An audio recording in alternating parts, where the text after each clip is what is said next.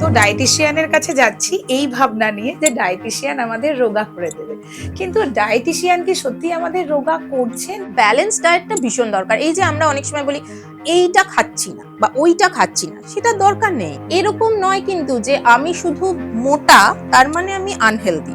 অনেকে আমার কাছে এসে বলেন আমি না এত কেজি কমাতে চাই। আমি বলি সেটা তো আমি ডিসাইড করব। যেটা আমরা মেনলি বলি কোলেস্টেরল, এটা নিয়ে আমরা খুব চিন্তিত। তো সেই কোলেস্টেরল কিন্তু আমার বডি তৈরি করতে পারে। এবার আমার বডি যা তেলই পাক না কেন তার থেকে কোলেস্টেরল তৈরি করবে, কারণ কোলেস্টেরল কিন্তু আমাদের ভিলেন নয়, সে কিন্তু আমাদের হিরো। আমাদের যে ভিটামিন ডি সেটাও কিন্তু এক ধরনের কোলেস্টেরলই। ওয়েদারটাও ভীষণভাবে ইম্পর্টেন্ট ডায়েটের জন্য। এক্স্যাক্টলি, আমি শীতকালে যে খাবারটা খাবো আমি গরমকালে সেটা একেবারেই খাবো না, বা আমি গরমকালে যেটা খাবো সেটা শীতকালে খাওয়ার কোনো প্রয়োজন নেই। 5 গ্রাম ম্যাক্সিমাম সল্ট খেতে পারে, 1 থেকে 5 গ্রাম। WHO বলছে সল্ট যদি নাও খাও কিচ্ছু হবে না তোমার। সারাদিনে যে টক্সিনস হচ্ছে সেগুলো আবার গিয়ে সেই কিডনিতে জমাই হচ্ছে, কাজে সেখান থেকে স্টোনস তৈরি হলো, নানা রকম প্রবলেমস তৈরি হলো। কাজে সেই জন্য গ্যাপ দিয়ে দিয়ে যেমন জল খাওয়া দরকার, সেরকমই ফুড অর্থাৎ ফুয়েলিংও কিন্তু দরকার। এরকম নয় যে একবারে প্রচুর খাবো তারপরে আর খাবো না, সেটা হয় না। তো যে জিনিসগুলো ভিটামিন সি যুক্ত সেগুলো যখন আমরা খাচ্ছি তখন তাতে বেশি হিট টিট না লাগানোই ভালো, কারণ ভিটামিন সি হলো সেই খুব নাজুক নায়িকার মতন, যে কোনো সময়ই তার কিন্তু অভিমান হয়ে যায় এবং সে টুকরো টুকরো হয়ে ভেঙে যায়। আর্লি ডিনারের কনসেপ্টটা খুব ভালো কনসেপ্ট, হ্যাঁ, কিন্তু সেটা কি আপনার লাইফস্টাইলে যায়?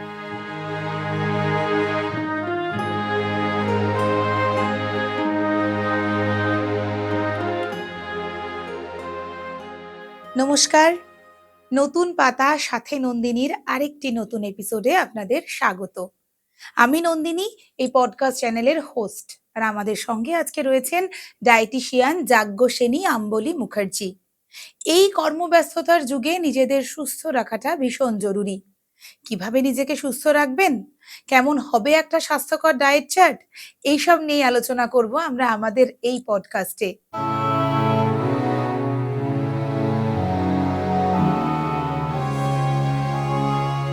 ওয়েলকাম ম্যাম টু নতুন পাতা সাথে নন্দিনী। শুরুতেই আপনার জার্নিটা একটুখানি শুনতে চাই।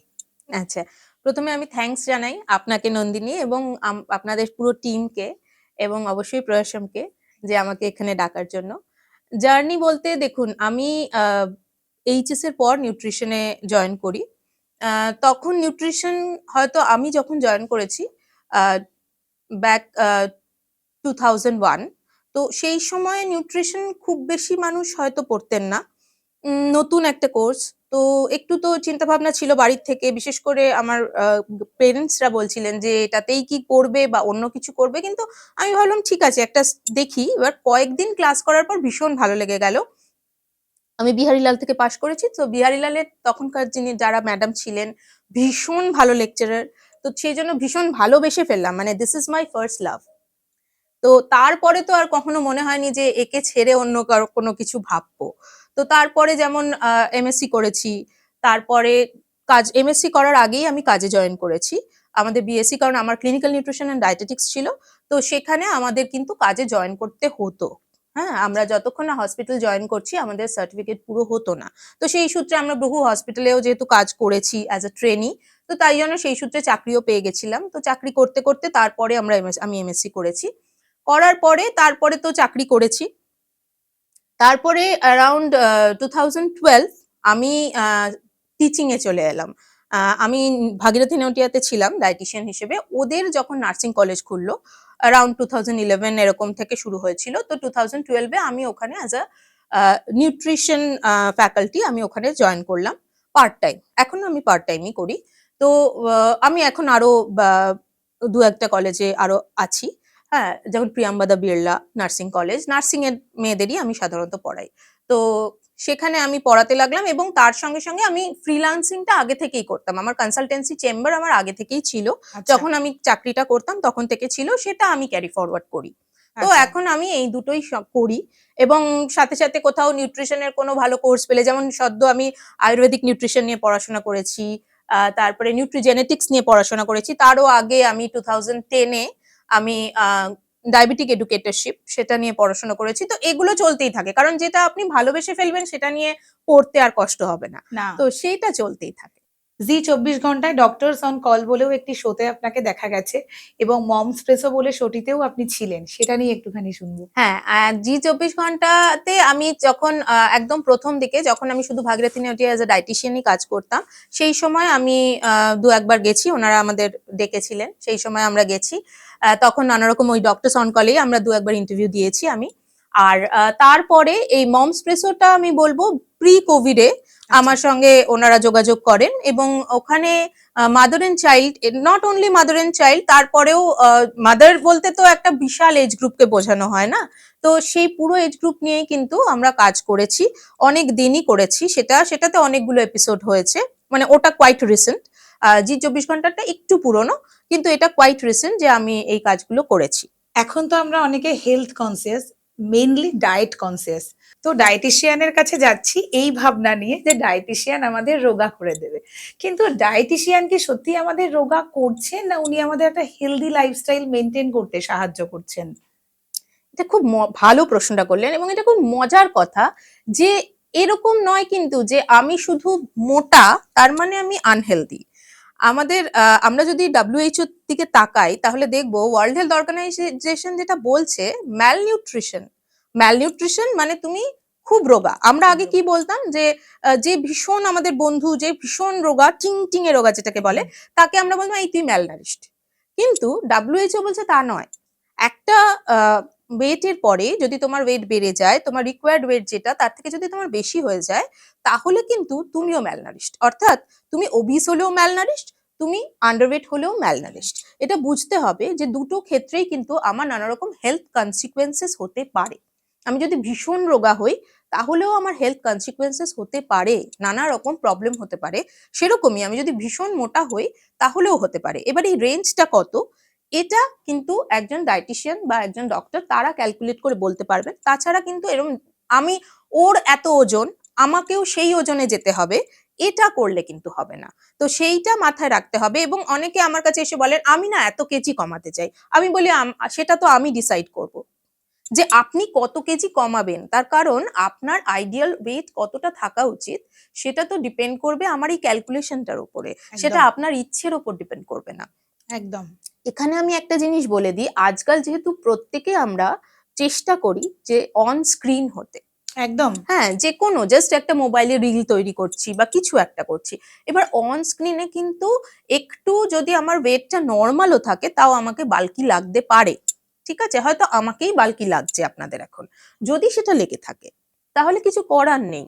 হ্যাঁ, এটা মাথায় নিতে হবে যে অন স্ক্রিনে আমাকে রোগা দেখাতে হবে, এই চিন্তা ভাবনা করে যেন আমাকে হেলদি সেটাই আমার হেলদি ফিটনেস, এটা কিন্তু যেন আমরা না ভাবি। এটা আমাকে মাথায় রাখতে হবে। আমার রিকোয়ার্ড ওয়েট কত থাকা উচিত সেটা কিন্তু একটা আলাদা ক্যালকুলেশন আছে এবং তার মধ্যে যদি আমি থাকি আমি হেলদি। আচ্ছা, ব্যালেন্স ডায়েটটা আমাদের জন্য কতটা জরুরি? ভীষণই জরুরি, ভীষণই জরুরি। ব্যালেন্স ডায়েটটাই একমাত্র উপায় যেটা আমরা মেনটেন করতে পারবো এবং যেটা করে আমরা দীর্ঘদিন ধরে সুস্থ থাকতে পারবো। কারণ শুধু রোগা হওয়া বা মোটা হওয়া নয়, আসল কথা হলো সুস্থতা। ধরুন একজন ভীষণ মোটা কিন্তু সে তথাকথিতভাবে সুস্থ আছে, তাহলে সে কি করবে? সে কিন্তু তাহলে কি রোগা হবে না? হবে না। হ্যাঁ, আমরা যেটা বলি একটা ওই যে বললাম ওজনের একটা মাপকাঠি আছে, সেই রেঞ্জের বাইরে যেন সে চলে না যায় সেই দিকে তাকে নজর রাখতে হবে, কারণ সেটার বাইরে চলে গেলে আস্তে আস্তে তার নানা রকম রোগ হবে। কিন্তু যদি সে সেই মাপকাঠির মধ্যে থাকে তাহলে কিন্তু কোনো অসুবিধা নেই। কাজেই শুধু রোগা হলাম বা শুধু মোটা হচ্ছি বলেই আমাকে ডায়েট করতে হবে এরকম কিন্তু ব্যাপার না। আসল কথা হলো আমার শরীরটা কতটা সুস্থ আছে, সুস্থ হেলদি থাকতে আছি হবে, কিনা, এটা একদমই কিন্তু তাই, জরুরি। একদমই তাই। এবং সেটা করতে গিয়ে আমি একটু বলি, সেটা হলো ব্যালেন্স ডায়েটটা ভীষণ দরকার। এই যে আমরা অনেক সময় বলি এইটা খাচ্ছি না বা ওইটা খাচ্ছি না, সেটা দরকার নেই। আমরা জাস্ট একটা ব্যালেন্স করব। হ্যাঁ, একটা দাঁড়িপাল্লা চিন্তা করব, সেই দাঁড়িপাল্লাটার মধ্যে যে দাঁড়িপাল্লাটার ওপরের অংশটা যেন স্ট্রেট থাকে, এইটুকু চিন্তা করব। সারাদিনে শুধু খাওয়া দাওয়া নয়, আমার মনে হয় সবকিছুই আমাদের ব্যালেন্সলি করা উচিত। আনন্দটাও ব্যালেন্স করে, আমাদের সংসারও আমরা ব্যালেন্স করে ব্যালেন্স করি, করি দুঃখটাকেও ব্যালেন্স করার চেষ্টা করি আমরা। একদম তো সেরকমই খাওয়াটাকেও কিন্তু আমাদের ব্যালেন্স করে খেতে হবে, তাহলে কিন্তু খুব একটা অসুবিধা হবে না। অনেকে আমাকে জিজ্ঞেস করে আপনি কি কখনো বিরিয়ানি খান না, আপনি কি কখনো ফাস্ট ফুড খান না? হ্যাঁ, কখনো তো খাই, কিন্তু প্রতিদিনই খাই না। বা এরকম নয় যে প্রত্যেক উইকেই খাচ্ছি বা যখনই দেখে নিচ্ছি তখনই মনে হচ্ছে একটু খাই একটু খাই, এটা না। আমাকে ব্যালেন্স করতে হবে। আগেকার দিনে আমরা যখন আরো ছোট ছিলাম তখন তো এত ফুড আউটলেট ছিল না, তো তখন কিন্তু নিজের থেকে ব্যালেন্স হয়ে যেত। একদমই হয়ে যেত, হয়তো আমাদের জন্মদিনে মাই কিছু একটা বানিয়ে দিত। বানিয়ে দিত। হ্যাঁ, তো মা যখন বানাতো মা একটু ভেবেচিন্তেই বানাতো যে এত তেল দিয়ে বা এত মসলা দিয়ে বা কেমিক্যাল ইউজ করব না, এগুলো তখন মারা ভাবতেন। তো তার ফলে আমাদের খুব একটা কিন্তু ইমব্যালেন্স হওয়ার চান্সটা অনেক কম ছিল। কিন্তু এখন এত ফুড আউটলেট এবং মানে আহ, কিছু কিছু মানুষ তো বোধহয় ডিম সিদ্ধও আনিয়ে খান। তো সেক্ষেত্রে ব্যালেন্স হওয়াটা একটু ডিফিকাল্ট হয়ে গেছে। ওই জন্য ব্যালেন্সটাই মূল মন্ত্র। ব্যালেন্সটা করতে পারলে আর কিছু দরকার নেই। আপনি রান্নার তেলের কথা তুললেন, যে রান্নায় সর্ষের তেল ব্যবহার করা যাবে না, সাদা তেল ব্যবহার করতে হবে বা সয়াবিন অয়েল ব্যবহার করতে হবে। কোনো ক্ষেত্রে দুটোই ব্যবহার করা যাবে না, আমরা শুধু অলিভ অয়েল খাবো কারণ আমাদের রোগা হতে হবে। এটা কি আমরা ঠিক করছি? আচ্ছা, এটা খুব ভালো প্রশ্ন। সেটা হলো যে এই যে অলিভ অয়েল খাচ্ছি বা সর্ষের তেল খাচ্ছি বা যে তেলই খাচ্ছি, আসল ব্যাপারটা কি? কেন খাচ্ছি বা কেন খাবো বা কেন খাবো না? সেটা বুঝতে হবে। ১ নম্বর হলো তেলের মধ্যে কিছু স্যাচুরেটেড ফ্যাট থাকে, কিছু আনস্যাচুরেটেড ফ্যাট থাকে। কোনো তেলে স্যাচুরেশন বেশি থাকে, কোনো তেলে আনস্যাচুরেশন বেশি থাকে। একটা খুব সামান্য উদাহরণ দিই, যে তেলটা শীতকালে জমে যায় রুম টেম্পারেচারে, সেটা হতে স্যাচুরেটেড ফ্যাট বেশি থাকে। তাহলে সেটা কি? আমাদের খুব পরিচিত নারকোল তেল। হুম, কিন্তু সাউথ ইন্ডিয়ায় গেলে আপনি দেখবেন ওরা নারকোল তেলেই রান্না করে। একদম। হ্যাঁ, তো ওটা ওদের কাছে খুবই ইউজুয়াল থিং। ঠিক আছে? সর্ষের তেলে তার মানে অতটাও আমাদের স্যাচুরেশন নেই, তাহলে নেই। সেটা জমে যেত। হুম, তার মানে স্যাচুরেশন কম্পারেটিভলি সর্ষের তেলে নারকোল তেলের থেকে কম আছে। ঠিক আছে? এবার অলিভ অয়েলে আরো কম আছে। ঠিক আছে? কিন্তু এরম নয় যে আমি অলিভ অয়েলে লুচি খাচ্ছি বা খুব চপচপে অলিভ অয়েল দিয়ে তৈলাক্ত করে কোনো জিনিস খাচ্ছি, তাতেও আমার ক্ষতি হবে না। কারণ আমার বডি, যেটা আমরা মেনলি বলি কোলেস্টেরল, হুম, এটা নিয়ে আমরা খুব চিন্তিত। তো সেই কোলেস্টেরল কিন্তু আমার বডি তৈরি করতে পারে। এবার আমার বডি যা তেলই পাক না কেন তার থেকে কোলেস্টেরল তৈরি করবে, কারণ কোলেস্টেরল কিন্তু আমাদের ভিলেন নয়, সে কিন্তু আমাদের হিরো। আমাদের আচ্ছা, যে ভিটামিন ডি, সেটাও কিন্তু এক ধরনের কোলেস্টেরলই। ঠিক আচ্ছা। আছে? এরকম আরো অনেক ভালো ভালো কাজ করার জন্য আমাদের বডিতে, আমাদের বুদ্ধি ঠিকঠাক রাখার জন্য, বিশেষ করে ফিমেল হরমোনস এর জন্য, এরকম বিভিন্ন জিনিসের জন্য কিন্তু কোলেস্টেরলের খুবই কার্যকারিতা রয়েছে। আচ্ছা। তো সেজন্য কোলেস্টেরল তৈরিটা জরুরি। কিন্তু কতটা? এবার আমি বাইরে থেকে যতটা কাঁচামাল দেবো আমার বডি ততই তৈরি করতে থাকবে। যতটা প্রয়োজন তার বেশি তৈরি করলে সেটা আমাদের পক্ষে ক্ষতিকারক। তাই জন্য আমাদের তেলের পরিমাণটা নিয়ে চিন্তা করতে হবে রাদার দ্যান যে কি তেল খাচ্ছি। তবে হ্যাঁ, অবশ্যই ডালডা বা এই ধরনের পুরো স্যাচুরেটেড ফ্যাট যেগুলো, সেগুলোকে আমরা একদম এভয়েড করতেই বলি। কিন্তু তার মানে এই নয় যে আপনি সপ্তাহে ১ দিন ব্রেডের মধ্যে একটু বাটার লাগিয়ে খেলেন বা আপনার মনে হলো যে ১৫ দিনে ১ দিন আপনি একটু ঘি দিয়ে ভাত খাবেন, সেটা আপনি খেতে পারবেন না। এরকম কোনো ব্যাপার নয় কিন্তু। আর ঘিটা আমি এটাই বলব যে দেখুন, বাঙালিরা আগে হয়তো প্রচন্ড বাড়িতে ঘি বানাতেন। এখনো কেউ বানান। কিন্তু নন বেঙ্গলি যারা, তাদেরকে আমি দেখেছি তারা কিন্তু ঘিটা ম্যান্ডেটরিলি বাড়িতেই বানান। বিশেষ করে মারওয়াড়ি, পাঞ্জাবি এরা। হ্যাঁ? তো এই কমিউনিটিটা কিন্তু বাড়িতে ঘি বানান। তো ঘিটা যখন কোনো প্রসেসিং হাউস থেকে আসছে, তো সেটাতে কি মেশানো হচ্ছে সেটা কিন্তু আমরা কেউ বলতে পারি না। তো সেই জন্য ঘিটা যদি বাড়িতে বানানো হয় তাহলে খেতে পারেন, অসুবিধা নেই। তবে বাইরে থেকে এলে একটুখানি ভেবেচিন্তেই খাওয়া উচিত, কারণ সেটাতে হয়তো অ্যানিমাল ফ্যাটও মেশানো হচ্ছে। তাহলে ঘি কি গুড ফ্যাট? অবশ্যই গুড ফ্যাট যখন আপনি নিজে বাড়িতে তৈরি করছেন, কিন্তু অ্যানিমাল ফ্যাট মানে ধরুন ঘি তো অ্যানিমাল ফ্যাট থেকেই তৈরি হওয়া উচিত। তার কারণ ওটা কি হচ্ছে? কাউ মিল্ক বা কাউ মিল্ক। বাফেলো মিল্ক থেকে তৈরি হচ্ছে। হুম, এবার সেই দুধটা তো অ্যানিমাল ফ্যাটই, কাজে তাকে তার মধ্যে আপনি অন্য অ্যানিমাল ফ্যাট মিশিয়ে দিতে পারেন, হুম, সেটা হয়তো আমার জন্য ভালো না। ধরুন গরু বা পাঁঠারি ধরুন চর্বিটা, হুম। সেটা হয়তো ঘিতে মিশিয়ে দেওয়া হলো, সেটা তো তখন আমার জন্য ভালো হলো না। তো তাই জন্যই বলছি, বাড়িতে যদি বানানো হয় কখনো সখনো খেতেই পারেন, অসুবিধা নেই। কিন্তু ওই অ্যামাউন্ট, ওই যে বললাম ব্যালেন্স, ব্যালেন্সড। অ্যামাউন্টটা মাথায় রেখে খেতে হবে।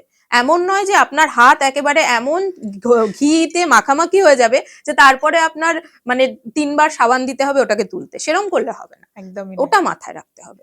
এখন বেরিয়েছে একটা ঘি কফি। ব্লাক কফির মধ্যে ঘি মিশিয়ে খাচ্ছি এবং সেটা এমটি স্টমাকে। তারপরেই জিমে যাচ্ছি, এক্সট্রা ক্যালোরি বার্ন হচ্ছে। এটা একটা ট্রেন্ড হয়ে গেছে। তো এই বুলেট কফি বা ঘি কফি কি সত্যিই এক্সট্রা ক্যালোরি বার্ন করছে? একটা আপনি কোনো রকম ইনভেস্ট করেছেন। ঠিক আছে? তো সেখানে আপনার টাকাটা বাড়ছে। এবার ব্যাংকে আপনি সেভিংস অ্যাকাউন্টে রাখলেও আপনার টাকা বাড়ে। কিন্তু যখন আপনি ইনভেস্ট করেন, তখন আপনার টাকাটা আরেকটু বেশি বাড়ে। তাই তো? এবার সেটা কতটা বেশি? ধরুন ব্যাংকে সেভিংস অ্যাকাউন্টে রাখলে আপনার 4% বাড়তো, আর এখানে আপনার 4.1% বাড়বে। তো আপনি তাহলে কি বলবেন? যে এই ইনভেস্টমেন্টের পলিসিটা খুব ভালো? তো আমি এটাই বলতে চাইবো যে এরকম গিমিক করার কোনো মানে হয় না। হ্যাঁ, ব্যালেন্সড ডায়েট খান, সেটাই আমি বারবার সবাইকে বলি, আপনাদেরও বলছি যে সবাইকে বলুন ব্যালেন্সড ডায়েট খেতে। এরম কোনো পার্টিকুলার একটা কিছু, ধরুন গ্রিন টি বা গ্রিন কফি হ্যাঁ, ভীষণ ভীষণ চালু খাচ্ছি আছে, আমি এখন।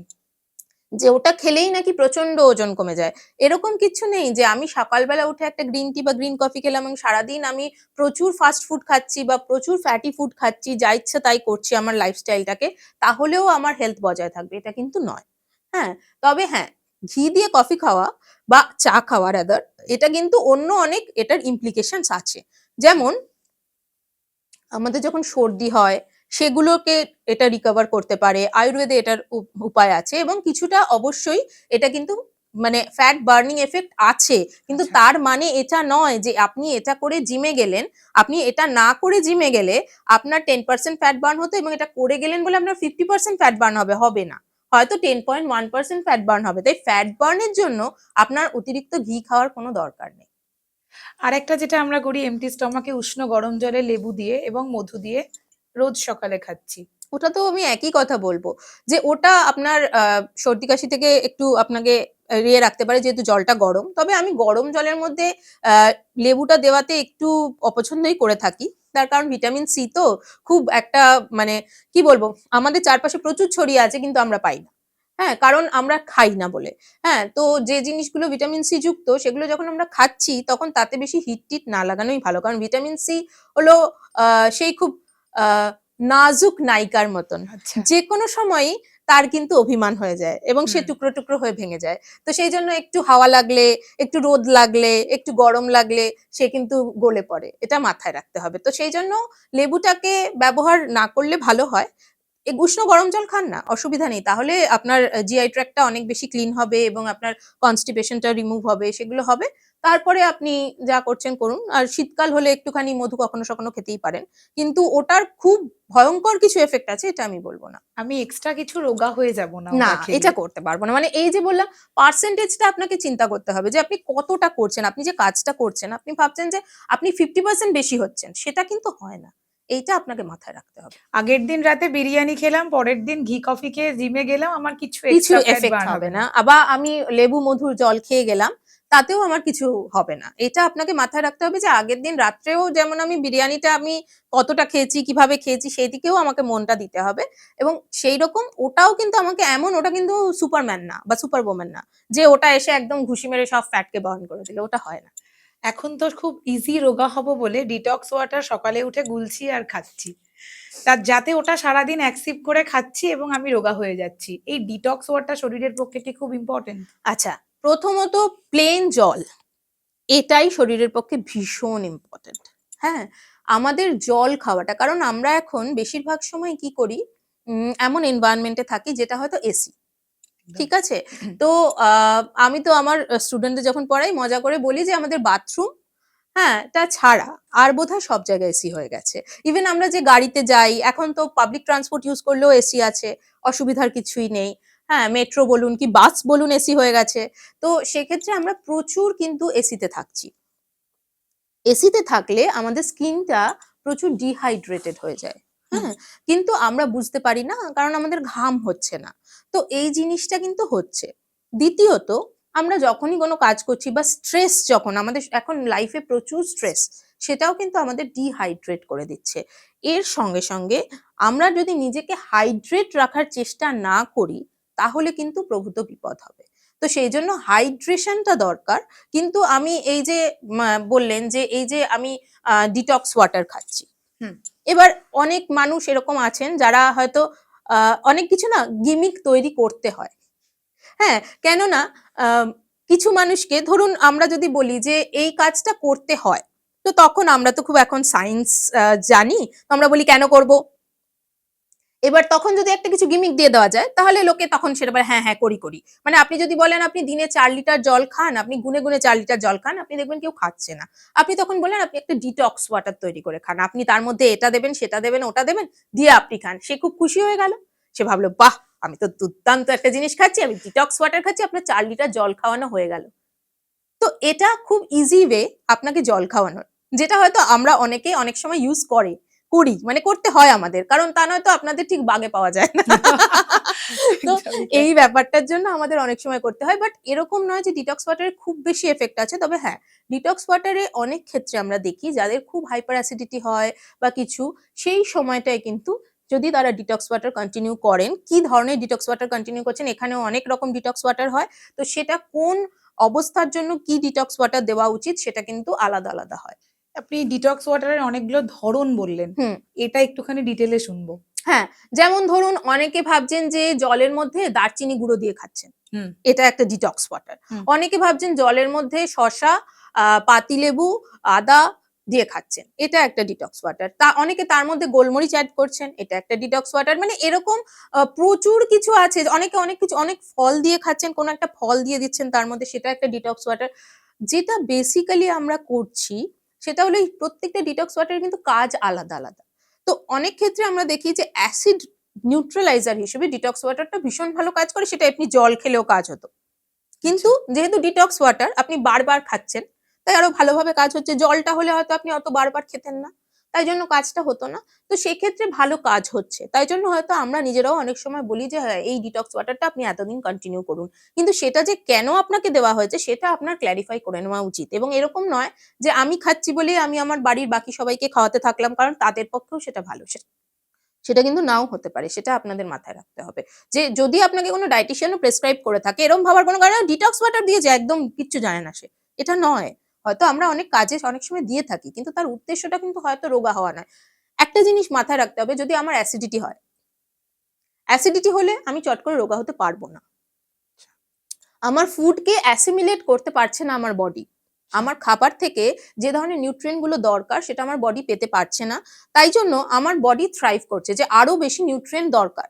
কিন্তু যে মেইন নিউট্রিয়েন্ট গুলো ধরুন কার্বোহাইড্রেটটা সেটা হয়তো অ্যাবসর্ব হয়ে যাচ্ছে। বাট যে ফাইন টিউনিং এর নিউট্রিয়েন্ট গুলো থাকে, যে ভিটামিন মিনারেলস বা অন্য কোনো নিউট্রিয়েন্ট, সেগুলো হয়তো যেমন ফাইটোনিউট্রিয়েন্টস আছে, সেগুলো হয়তো আমার অ্যাবসর্পশন হচ্ছে না। তার ফলে যে কার্বোহাইড্রেটটা ঢুকে যাচ্ছে সে কিন্তু আর প্রপার ব্রেকডাউন হতে পারছে না। তাই জন্য সে স্টোর হয়ে যাচ্ছে।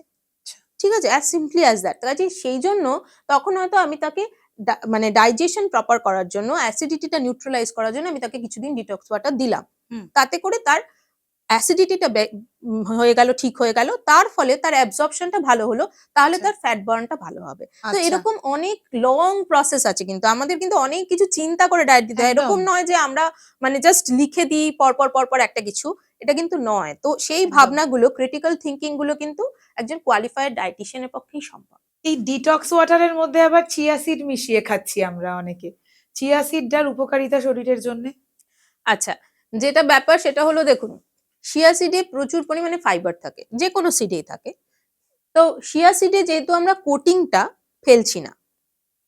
যেকোনো সিড বলতে ধরুন আমরা তিল খাচ্ছি, তিলেরও কোটিং ফেলছি না। ফ্ল্যাক্স সিড মানে তিসি যেটা, সেটা খাচ্ছি, সেটারও কোটিংটা ফেলছি না। কিন্তু যখন আমরা কুমড়োর বীজ খেতাম আগে, এখন কেউ খায় না। এখন হ্যাঁ খায়, কিনে খায়। হ্যাঁ, কিন্তু আগে আমরা বাড়িতে কুমড়ো এলে খুঁটে দুপুরবেলা বসে কুমড়োর বীজ খেতাম। এখন আর সেসব কেউ করে না। এখন ছাড়ানো অবস্থাতেই আসে। সেটা লোকে অনেক পয়সা দিয়ে কিনে খায়। তো কিন্তু কুমড়োটা যখন কেনে তখন ওটার মাঝখানটা কিন্তু তুলে বাদ দিয়ে ফেলে দেয়। আমি জানি না কেন এটা করে। তো যাই হোক, তো এই যে বীজটা, যেই বীজটা আমি খোসা সমেত খাচ্ছি, শুধু বীজ কেন? আমি যে ডালগুলো খোসা সমেত খাচ্ছি, বা এই যে ভাত বা রুটির কথা বলুন, হ্যাঁ? তো ভাতটাকে আমার খোসাটা ফেলে খেতে হয়, রুটিটা খোসা সমেত আটা ভাঙানো যায়। তো যেগুলোই আমরা খোসা সমেত খাচ্ছি অর্থাৎ ব্র্যানটা থাকছে, সেই কোটিংটা থাকার ফলে ফাইবারের কাউন্টটা বেড়ে যাচ্ছে।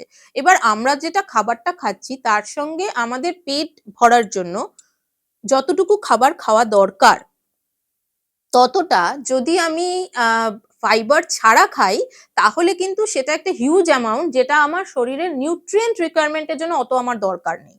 তো তো সেই জন্য ফাইবারটা থাকাটা ভীষণ দরকার, এবং ফাইবারের অন্য অনেক বেনিফিশিয়াল রোলস আছে, যেমন কোলন ক্যান্সার থেকে আটকাতে পারে, বিভিন্ন রকমের আমাদের কোলেস্টেরল কম করতে পারে, সুগার কন্ট্রোল করতে পারে।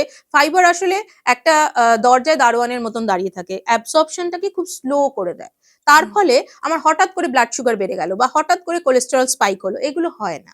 তো সেই জন্য ফাইবারটা জরুরি। তো ফাইবারটা পেট ভরানোর জন্য জরুরি এবং এগুলোর জন্য জরুরি। কিন্তু ফাইবার যদি ইন্ডিভিজুয়ালি খান তাহলে খুব বাজে খেতে, যেমন ইসবগুল, ওটা জাস্ট হাস্ক। হ্যাঁ, তো ওটা তো খুব বাজে খেতে। কাজেই আমি সিড অবস্থায় খাচ্ছি, এবং সিড অবস্থায় খাওয়ার ফলে ওর মধ্যে কিছু নিউট্রিয়েন্টও পাচ্ছি। কিন্তু এটার কোনো মানে নেই যে আমি অন্য সমস্ত খাবার বাদ দিয়ে সারাক্ষণ চিয়া সিডই প্রত্যেকদিন ব্রেকফাস্টে খাচ্ছি, সেটার কোনো দরকার নেই, এবং ভাবছি প্রচন্ড কৃচ্ছ সাধন করে ফেলছি, সেটার কোনো প্রয়োজনীয়তা নেই। আমি যদি ধরুন এরকম জিনিস খাই যেটাতে ধরুন এখন শীতকালে প্রচুর ভেজিটেবলস আছে, সেই ভেজিটেবলস গুলো ইনকর্পোরেট করে একটা কিছু বানালাম, হ্যাঁ, তো সেইটা বানিয়ে সেটা খেলাম, তো we can enjoy the food, তার সঙ্গে সঙ্গে আমার ফাইবার গেল। আমাকে একদম। খুব কষ্ট করে ফাইবার খেতে হবে এরকম কিন্তু কোনো জবরদস্তি নেই। হ্যাঁ, আমি ভেজিটেবলস খেতে পারি। খেতেই পারি, বা প্রচুর ফ্রুটস খেয়ে নিলাম, ঠিক একদম। আছে। এবং আমার এখানে একটা কথা বলার আছে, অনেকে কি করেন ব্রেকফাস্টে শুরু করেন শুধু ফ্রুটস দিয়ে। এখানে কিন্তু আমার একটা কথা বলার আছে, সেটা হলো, এবং এই নিয়ে অনেক পডকাস্টও আমি দেখেছি, হ্যাঁ, যে ভরা পেটে ফল খালি পেটে জল, এই নিয়েও পডকাস্ট বেরিয়ে অনেক। গেছে, এবং খালি পেটে ফল খাওয়া কতটা উপকারী তাই নিয়ে অনেক রকম কথা হয়েছে। তো আমি পার্সোনালি আপনাকে বলবো, আমার পড়াশোনা আমাকে শিখিয়েছে যে খালি পেটে ফল খাওয়া, হ্যাঁ, আমাদের এই ট্রপিক্যাল রিজিয়নে ইজ নট গুড। কারণ আমাদের ট্রপিক্যাল রিজিয়ন এমন, এবার ফুড হ্যাবিট কিন্তু আমাদের তৈরি হয় আমরা কোন এনভায়রনমেন্টে বাস করি তার উপর বেস করে, এবং ফুডটাও কিন্তু আমার শরীরে গিয়ে সেভাবেই রিয়্যাক্ট করে, ঠিক আছে। তো সেই জন্য আমি বলবো যে খালি পেটে আমাদের এই ট্রপিক্যাল রিজিয়নে ফ্রুটস যদি আমি দীর্ঘদিন ধরে খাই, তাহলেও কিন্তু আমার কিন্তু একটা গ্যাস্ট্রিক অ্যাসিডিটি, হাইপার অ্যাসিডিটি হওয়ার চান্সেস হয়ে যাবে।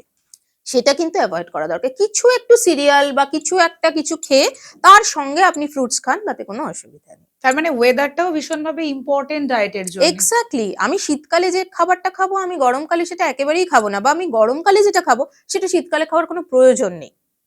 হ্যাঁ, এই জিনিসটা কিন্তু প্রত্যেককে মাথায় রাখতে হবে যে সিজন অনুযায়ী কিন্তু আমাদের খাওয়া দাওয়াটা করা দরকার। এবং আমরা ভারত ভূখণ্ডে থাকার ফলে একটা জিনিস খুব ভালো, যে আমাদের এত রকম ওয়েদার আমরা এখনো পর্যন্ত করতে পারছি না বলেও আমরা প্রচুর ওয়েদার কিন্তু সেন্স করতে পারছি। হ্যাঁ, আমরা যদি এখন সাইবেরিয়া চলে যাই, হ্যাঁ, বা আমরা যদি এখন অন্য অন্য কোনো কন্টিনেন্টে চলে যাই, আমরা দেখবো সেখানে আরোই কোনো ওয়েদার সেন্স করা যায় না, ঠিক আছে। একদমই তাই। একটা ওয়েদার বা দুটো ওয়েদার, সেই জায়গায় কিন্তু আমরা এখনো পর্যন্ত অনেক বেশি ভাগ্যবান যে আমাদের এখানে অনেক ওয়েদারই আমরা সেন্স করতে পারছি। হ্যাঁ, অবশ্যই আমরা প্রকৃতিটাকে একদম শেষ করে দিতে চেষ্টা করছি, সেজন্য একটু হ্যাপাজার্ড হচ্ছে জিনিসটা, বাট আদারওয়াইজ আমরা পাচ্ছি। তো সেই জন্য সেই সময়কার ফল সবজি সেই দিকে আমাদের কনসেন্ট্রেট করা উচিত। মানে গরমকালেও আমি আমার বাচ্চার জন্য বা আমার জন্য একটু গাজর দিয়ে একটা ভেজিটেবল বানালাম বা একটা স্টু বানালাম, সেটা একেবারেই অ্যাকসেপ্টেবল নয়। মায়েদের এখন সবচেয়ে বড় চিন্তা হচ্ছে বাচ্চা কিছু খাচ্ছে না। মানে ম্যাক্সিমাম বাচ্চার ক্ষেত্রে দেখা যায় তারা মাছ খাচ্ছে না, ডিম প্রেফার করছে বা মেনলি চিকেন ভীষণ পরিমাণে খাচ্ছে। তাই এটা তো ঠিক নয়। এই যে বললেন যে বাচ্চারা খেতে চাইছে না, এর জন্য কয়েকটা জিনিস কিন্তু আছে যেটা আমাদের প্রথমেই ভাবতে হবে। একটা বাচ্চা খেতে চাইছে না, কেন খেতে চাইছে না? প্রথম কথা হলো যে আমরা তার ফুড হ্যাবিটটা কি ফ্রম দ্য ভেরি বিগিনিং ঠিক করেছিলাম? এটা হলো ভীষণ একটা ইম্পর্টেন্ট কথা। এবার এটা আমি একটু থরলি বলতে চাই, তার কারণ এটা না শুরু হয় অনেক আগে থেকে। হ্যাঁ, ধরুন এখনকার দিনে মারা ব্রেস্ট ফিড করতে চান না বা না। পারেন না প্রপারলি ব্রেস্ট ফিড করতে, তার কারণ সেখানে গাইডেন্সেরও অভাব আছে। এটা আমি নিজে কাজ করতে গিয়ে দেখেছি, যেহেতু আমি অ্যান্টিনেটাল কাউন্সিলর হিসেবে কাজ করি। তো আমি দেখেছি যে অ্যান্টিনেটাল কাউন্সিলর হয়ে কাজ করলাম, আমরা অ্যান্টিনেটাল ফেজেই চেষ্টা করি তাকে ব্রেস্ট ফিডিং এর জন্য অ্যাওয়্যার করে দিতে, কিন্তু breast feeding itself is a very difficult issue। কেন না, এটা যদিও ন্যাচারাল, কিন্তু আমাদের আগের জেনারেশনও কিন্তু অতটা ব্রেস্ট ফিডিং এ মানে সচ্ছল ছিল না। কারণ আমরা যদি দেখি, বিপিএনআই বলছে যে 1990s থেকে বা 80s থেকে কিন্তু ব্রেস্ট ফিডিংটা ইন্ডিয়ায় অনেক মানে কম হয়ে গেছে। তার বদলে ফর্মুলা ফিড অনেক জায়গা করে নিয়েছিল, যেটার মানে কুফলটা এখন অনেক অনেক বেশি করে বোঝা যাচ্ছে। এবং এখন ব্রেস্ট ফিডিং অ্যাওয়ারনেসটা প্রচন্ড ভাবে, সেটা ইউনিসেফ বলুন কি হু বলুন কি বিপিএনআই ইন্ডিয়াতে কাজ করছে, এরা প্রচুর করার চেষ্টা করছে। হ্যাঁ, তো সেক্ষেত্রে আমি বলবো ব্রেস্ট ফিডিং থেকে কিন্তু একটা প্রবলেম স্টার্ট, এবং তারপরে ব্রেস্ট ফিডিংটা তো ইমপ্রপার হলো, ঠিক আছে, তারপরে গিয়েও যখন ফুড আমি বাচ্চাকে দিচ্ছি, তখন আমি তাড়াতাড়ি তাকে খাওয়াবো বলে, কারণ ওটা একটা কাজ মায়ের, হ্যাঁ, বা যিনি কেয়ার গিভার তার কাছে ওটা একটা কাজ, অনেক বড় কাজ। একটা কাজ ওটা। হুম। তো যখনই একটা কাজ, তার মানে ওটা একটা বার্ডেন, হুম। ওটা আমাকে যে কোনো মূল্যে শেষ করে ফেলতে হবে। হুম। কিন্তু এটা কি তাই? আপনি নিজে যখন খান, তখন কি আপনি মিক্সিতে একটা গ্রাইন্ড করে নিয়ে ঢক করে গিলে ফেলেন প্রত্যেকদিন, বা ভাল লাগবে আপনার সেটা খেতে? একদমই নয়।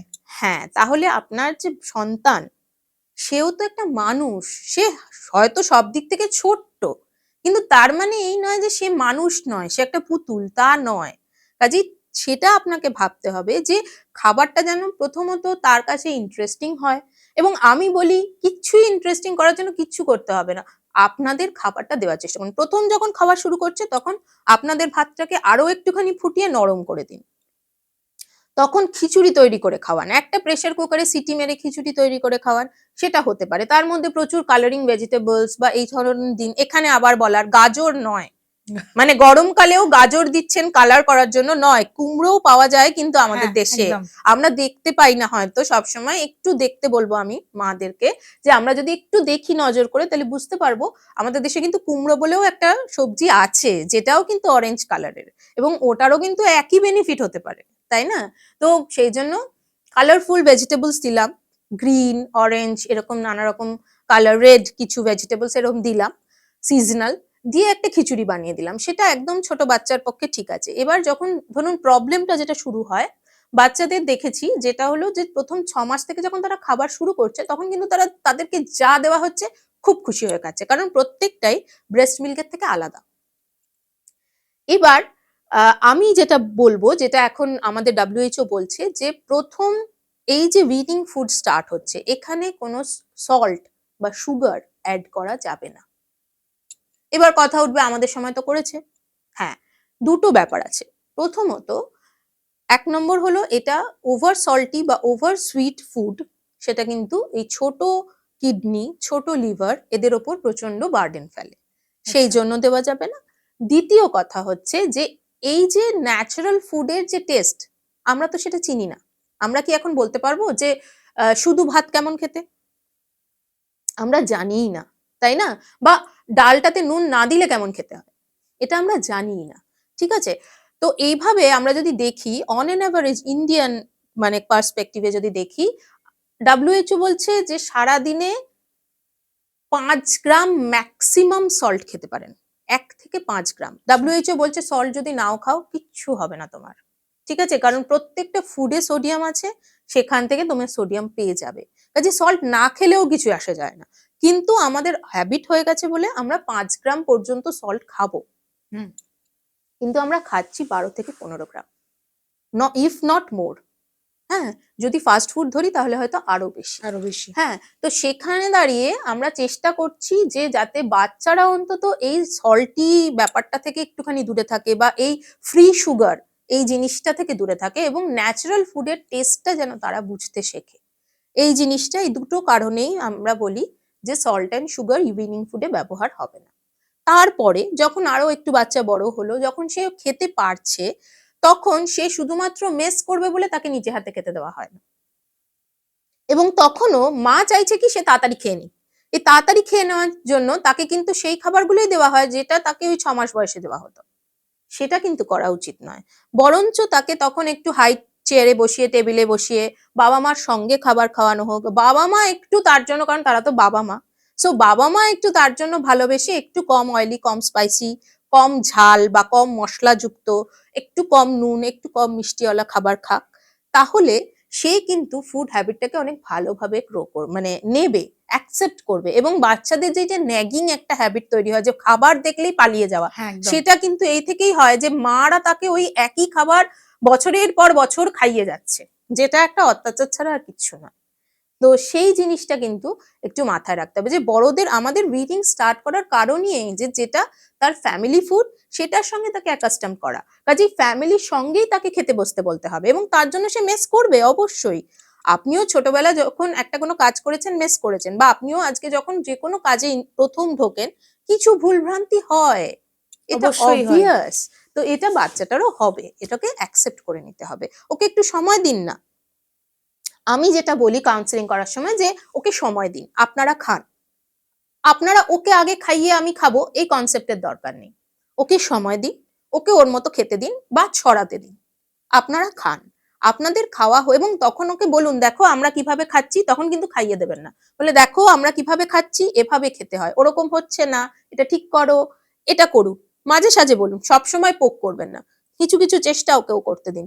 করার পরে যখন খাওয়াটা হয়ে গেল, এবার ওকে হেল্প করুন, যে আমার খাওয়া হয়ে গেছে, দেখো তুমি ফিনিশ করতে পারোনি, তাহলে আমি তোমায় একটু হেল্প করি, এইভাবে করুন। তাহলে ওর কি মনে হবে যে আমাকেও মার সঙ্গে বা বাবার সঙ্গে ফুডটা ফিনিশ করতে হবে যদি আমি বড় হতে চাই।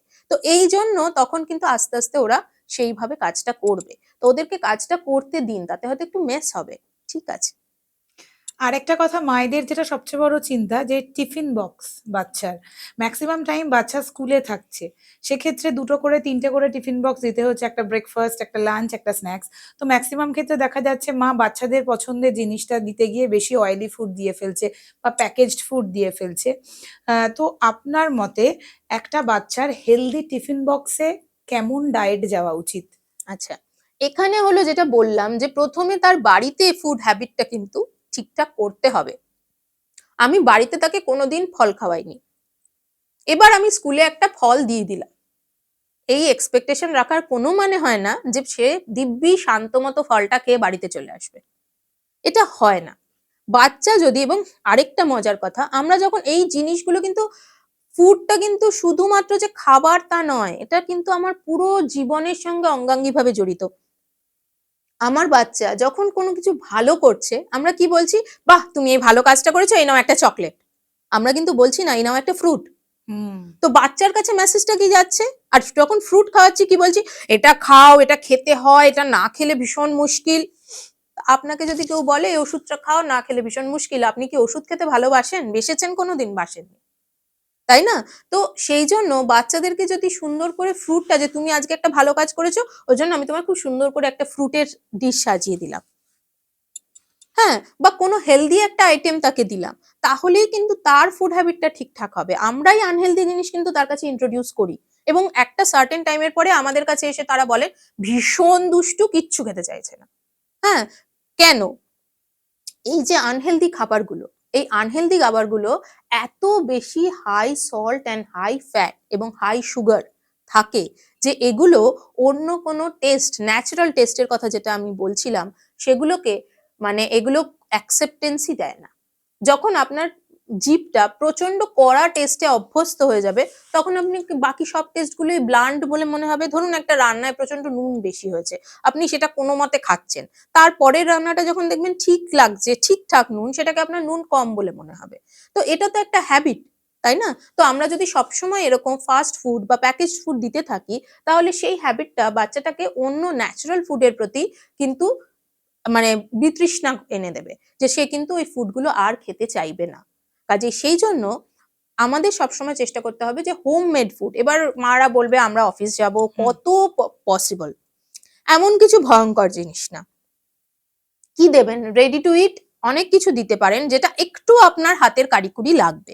যেমন ধরুন একটা এগ, সেটা আপনি বয়েল করে দিতে পারেন, বা এক আধ দিন ফ্রাই করে হালকা অল্প অয়েলে। এখন সবাই আমরা নানা রকম কুকওয়্যার ইউজ করি, ননস্টিক আমি বলবো না, nonstick is not very healthy, but otherwise অনেক রকম কুকওয়্যার আছে যেগুলো কিন্তু খুব একটা স্টিক করে না। তো সেই জায়গায় আমরা খুব অল্প অয়েল দিয়ে করতে পারি। তো সেরকম ভাবে ডিমটাকে একটুখানি ফ্রাই করে বা পোচ করে তার মধ্যে ব্রেড দিয়ে দিতে পারি।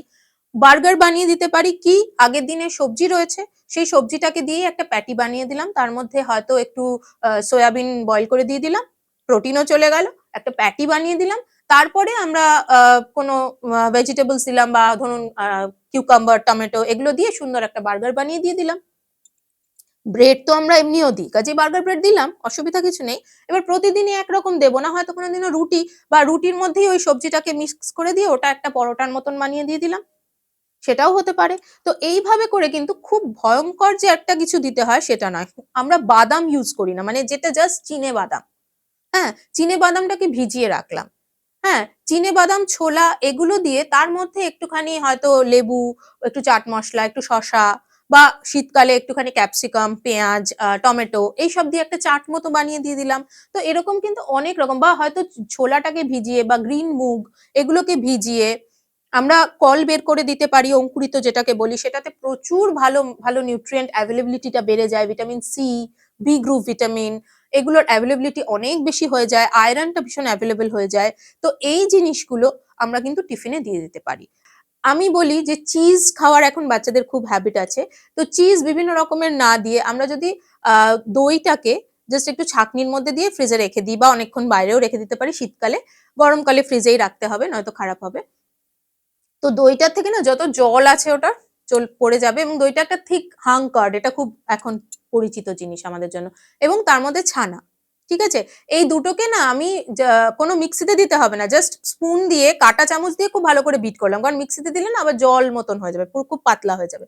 তো এই দুটো কাঁটা চামচ দিয়ে খুব ভালো করে ফেটালে দেখবেন একদম ক্রিম তৈরি হয়ে যাবে। এটাকেও কিন্তু চিজ হিসেবে আমরা ইউজ করতে পারি। এবং ডোন্ট থিঙ্ক কি এটা আমি জাস্ট বলার জন্য বলছি, আমি নিজে ইউজ করি বলেই আমি জানি এটা কিন্তু পুরো চিজি স্টিক দেয়, চিজি ফিলিংটাই দেয়। এটা বড়দের ক্ষেত্রেও খুব হ্যাঁ প্রযোজ্য। নিশ্চয়ই, সেটা বড়দের ক্ষেত্রেও প্রযোজ্য। তো এরকম নয় যে আমাকে আনহেলদি জিনিসই বানাতে হবে না। আমি দেখেছি অনেকে কেক তৈরি করেন বা নিজের বাড়িতে, যেটা খুবই ভালো, ঠিক আছে করতেই পারেন, এবং আরো অনেক খাবার অনেকে বানান, যেটার মধ্যে ধরুন বিরিয়ানি বানালেন বাড়িতে, তাতেও দেখেছি যে অনেকে ফুড কালার দিয়ে দিচ্ছেন। তো কেন আপনারা সেটা ইউজ করছেন? সেটা তো দরকার নেই। যদি মনে হচ্ছে জাফরান নেই, দেবই না। কালারটা সবসময় আমাকে যে ফুডের জন্য একদম আপ টু দ্যাট মার্ক অব্দি যেতেই হবে, একটুও আমি টেস্ট কম্প্রোমাইজ বা একটুও অ্যাপিয়ারেন্স কম্প্রোমাইজ করতে পারবো না সেটা নয়, যদি সেটা বরঞ্চ হেলদি হয় তাহলে সেটুকু কম্প্রোমাইজ আমার মনে হয় করা উচিত। একদমই করা উচিত। আর এই ধরনের ইন্টারেস্টিং খাবারগুলো বানিয়ে বোধহয় বাচ্চাদের বাইরের খাবারের প্রতি ফাস্ট ফুড, চিপস একদমই, অ্যাডিকশনটা অনেকটা কমাতে পারবো। অনেকটা কমানো যায়, অনেকটা।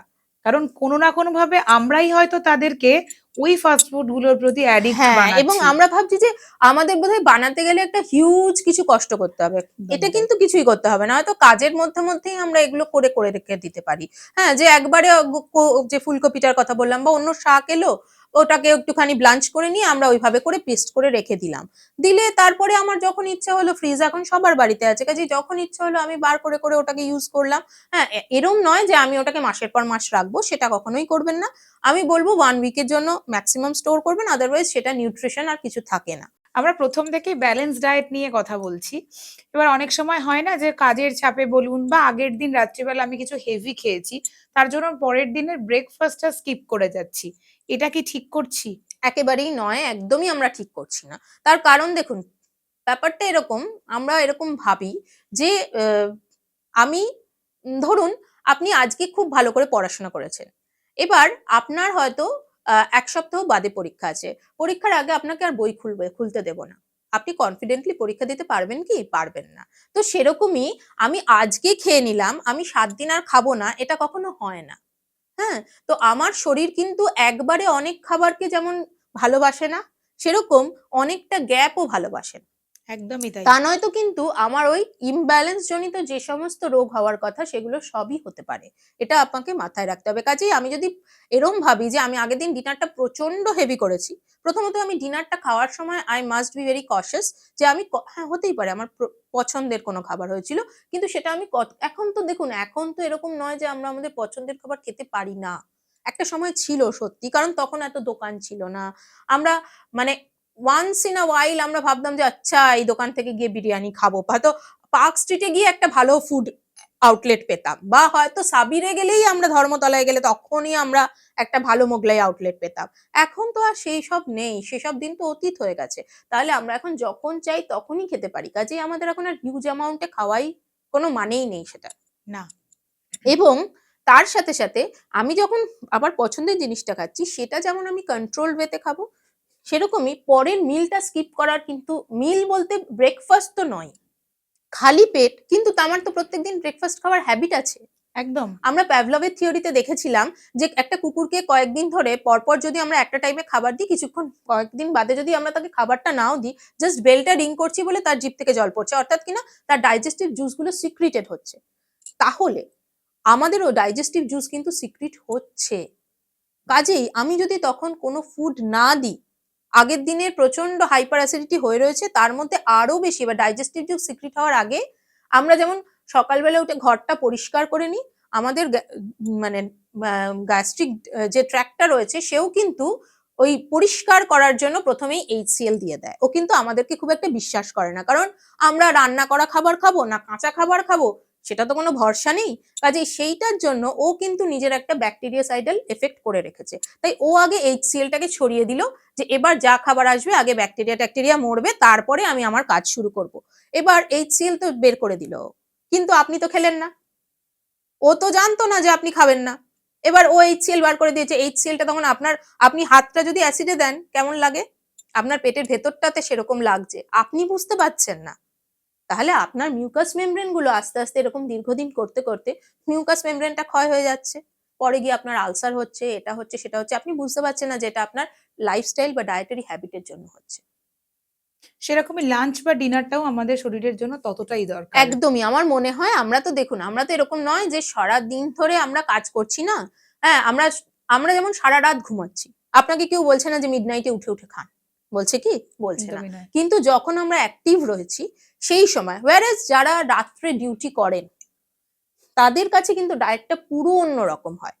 তাদের কিন্তু আমরা ওই মিডনাইটেও খেতে বলি, তাদের কিন্তু আমরা মিডনাইটে খাওয়া বারণ করে দিই না। আপনি যেই সময় অ্যাক্টিভ আছেন সেই সময় একটা certain period of time gap দিয়ে আপনাকে কিছু না কিছু ফুড ইনটেক করাটা দরকার, ঠিক আছে?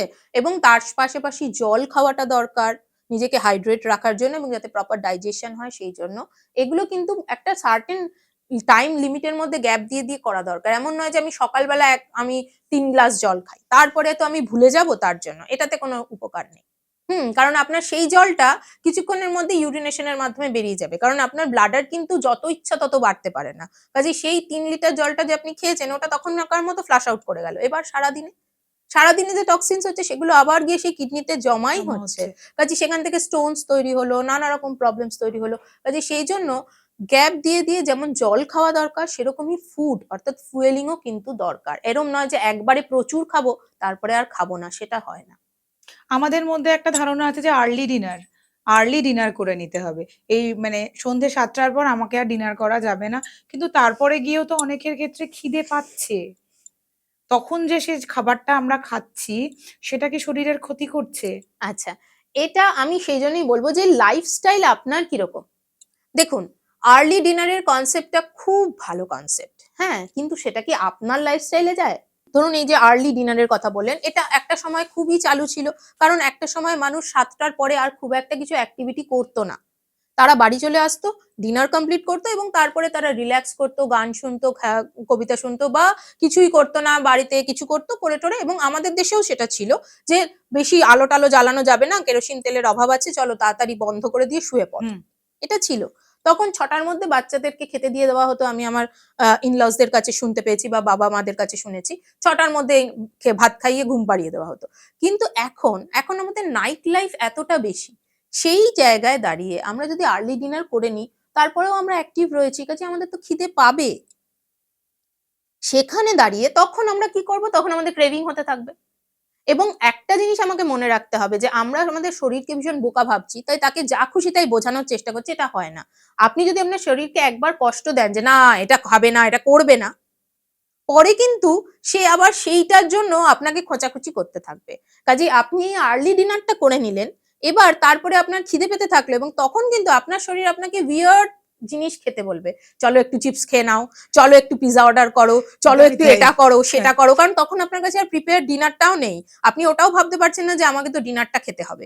তো ডিনারটা খেতে হবে বলে আপনি হয়তো সন্ধ্যাবেলা ভাবলেন না বাবা এখন একটা পিৎজা খেলে 8টার সময় আমার আর ডিনার করা হবে না, থাক এখন আর অর্ডার করবো না। কিন্তু আপনি 7টার মধ্যে ডিনার করে ফেলেছেন, এবার আপনার 9টার সময় মনে হচ্ছে ইস আবার তো কিরকম একটা পেটটা খালি হয়ে গেছে, কি খাই সঙ্গে সঙ্গে আপনার ব্রেন আপনাকে বলে চিপস আছে চিপস খাও, মিষ্টি আছে খেয়ে ফেলো। হ্যাঁ, তো এটা কিন্তু হতে থাকবে। কাজেই এই ক্রেভিংটা কিন্তু আমরা তখনই কন্ট্রোল করতে পারবো যখন আমরা ওই ব্যালেন্স ডায়েটটা, এবং ব্যালেন্স ডাজন্ট মিন যে শুধু ফুড আইটেমস গুলোতে ব্যালেন্স হবে। ব্যালেন্স মানে টাইম স্পেন্ড করছি যেটা, সেটাতেও একটা ব্যালেন্স থাকবে, যাতে সমস্ত দিক থেকেই সেটা ব্যালেন্সড হয়, সেটা কিন্তু মাথায় রাখা হবে। এই ক্রেভিংটা কি জিনিস? মানে যখনই ধরুন আফটার লাঞ্চও আমাদের ক্রেভিং হতে পারে। অনেক সময় মনে হয় হ্যাঁ লাঞ্চটা খেলাম, তারপর একটু মিষ্টি খেয়ে নিই। ইচ্ছা করে, তার কোনো সময় মনে হলো যে এই বিকেলবেলাতে একটুখানি চানাচুর খেয়ে নি, এই ক্রেভিংটা কেন হয়? অ্যাকচুয়ালি বেশি হয় যখন আমরা নিজেদেরকে খুব বোঝাতে থাকি যে আমরা হেলদি ডায়েট করব। কিন্তু যদি আমরা বিনা পরিশ্রমে হেলদি ডায়েট করি তাহলে এই ক্রেভিংটা বেশি হয় না। যেমন ধরুন, আমার লাঞ্চ করে একটা ক্রেভিং হচ্ছে মিষ্টি খাওয়ার। আমি একটা ফ্রুট খেতে পারি, প্রচুর ফল আছে যেগুলো মিষ্টি, সেটা খেয়ে নিলাম। আমাকে মিষ্টি খাওয়ার ক্রেভিং হচ্ছে, তো আমার ব্রেন আমাকে বলছে একটা মিষ্টি কিছু খাও, তো ফলটা খেলাম, আর কিন্তু ও ক্রেভ করবে না। ঠিক আছে, আমার মনে হচ্ছে বিকেল বেলা একটা চটপটা কিছু খাই, আমি সঙ্গে সঙ্গে ছুটে গেলাম, গিয়ে একটু চানাচুর খেলাম, চিপস খেলাম বা ফুচকা খেলাম, তার বদলে আমি একটু স্প্রাউট চাট বানিয়ে খেয়ে নিলাম, আর কিন্তু ক্রেভ করবে না। ঠিক আছে, কাজেই আমার ব্যাপারটা হলো যে এই ক্রেভিং গুলো হলো ফুড, খিদে নয়। অনেকেই অনেক সময় বলেন যে আমার লাঞ্চের পরেও না খিদে পাচ্ছে, হুম। বা যে কোনো মিলের পরে আমার না খিদে পেয়ে যাচ্ছে। এই খিদেটা কিন্তু অনেক সময় অ্যাসিডিটি, আচ্ছা। সেটাও কিন্তু খিদে হিসেবে আমাদেরকে বোঝানো হচ্ছে। অনেক সময় পোস্ট মিল আমরা প্রপারলি ওয়াটার ইনটেক করছি না। আগে আমাদের ছোটবেলায় শুনতাম যে মা খিদে পেয়েছে, খিদে পেয়েছে, মা বলতো 1 গ্লাস জল খাও আগে।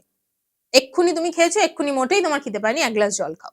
তো আমরা কিন্তু এখনো জলটাকে একদম ভুলে যাই। ওই ডিটক্স ওয়াটার হলে তবেই খাবো। হ্যাঁ, একদম। হ্যাঁ, কাজেই আমরা জল জিনিসটাকে ভুলেই যাই। খাবারটা খেলাম, তারপরে যে একটা গ্যাপ দিয়ে আমার জল খেতে হবে সেটা ভুলেই গেলাম। এবং তারপরে আমার খালি মনে হচ্ছে খিদে পাচ্ছে, খিদে পাচ্ছে। ওটা আসলে আমার থার্স্ট সেন্টারটা আমাকে নক করছে। কিন্তু থার্স্ট সেন্টার আর হাঙ্গার সেন্টার একই রকম ভাবে নক করে বলে আমি দুজনের নক আলাদা করে বুঝতে পারছি না। হ্যাঁ, আমি ভাবছি আমার খিদে পেয়েছে। আমি যদি তখন একটু জল খাই, দেখলাম আমার স্যাটিসফ্যাকশন হয়ে গেল, আর কিন্তু আমার খিদেটা থাকলো না। তো এরকম অনেক কারণেই ক্রেভিং হতে পারে। একটা অ্যাসিডিটি হতে পারে, কি আমি জল খাইনি সেজন্য থার্স্ট সেন্টারটা আমাকে ইরিটেট করছে, সেটা হতে পারে। কখনো হতে পারে যে সত্যি হয়তো যেমন ইভনিং স্ন্যাক্স এর জন্য খিদে পেতেই পারে।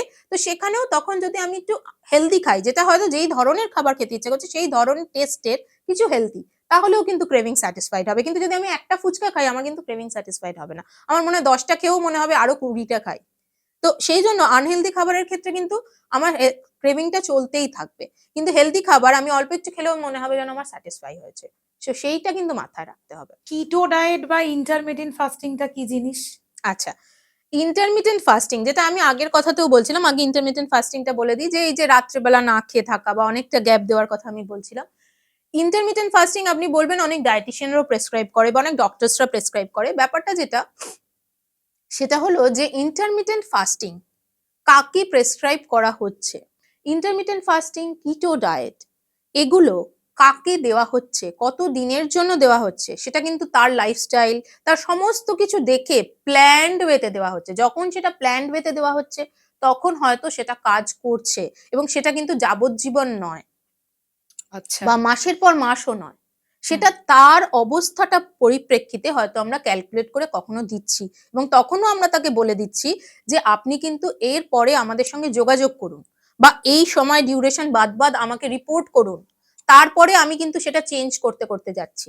কিন্তু এখন যেটা হচ্ছে সেটা হলো যে কোনো একটা সোশ্যাল মিডিয়া বা বন্ধুর থেকে জেনে বা যে কোনো কিছু হচ্ছে, ও ইন্টারমিটেন্ট ফাস্টিং করছে, আমি আরও তো এক মানুষ নই, তাই না? কাজেই যেকোনো মেডিসিনও যেমন, যে তার জন্য ডক্টরসরাই জানেন যে কি করে কোন সময় গেলে, কতটা গেলে তারা প্রেসক্রাইব করবেন, সেরকম ডায়েটটাও কিন্তু একটা অনেক কিছু, অনেক পার্সপেক্টিভ থেকে চিন্তা করে আমাকে করতে হবে। সেটা কিন্তু মাথায় রাখতে হবে যে আরেকজন ইন্টারমিটেন্ট ফাস্টিং করছেন, আরেকজন কিটো ডায়েট করছেন, কাজেই আমি কিটো ডায়েট করব। আর কিটো ডায়েটের মজা যেটা, কিটো ডায়েট মানে প্রচন্ড ফ্যাটি ফুড গুলো ভালোভাবে খাওয়া যাবে। এটা একটা কনসেপ্ট হয়ে গেছে, ওয়েদার সেটা কনসেপ্ট নয়। আচ্ছা। কিন্তু কিটো ডায়েটে যেটা করা হয় সেটা হলো বেসিক্যাল সায়েন্সটা, যেটা কার্বোহাইড্রেটকে কম করে ফ্যাটকে দিয়ে সমস্যা মেটানোর চেষ্টা করা হয়। ফ্যাট, আমাদের শরীর সবথেকে ভালোবাসে কার্বোহাইড্রেট থেকে এনার্জি তৈরি করতে। সে যখন সেটা পাচ্ছে না, ফ্যাট থেকে এনার্জি তৈরি করতে ভীষণ ডিফিকাল্ট।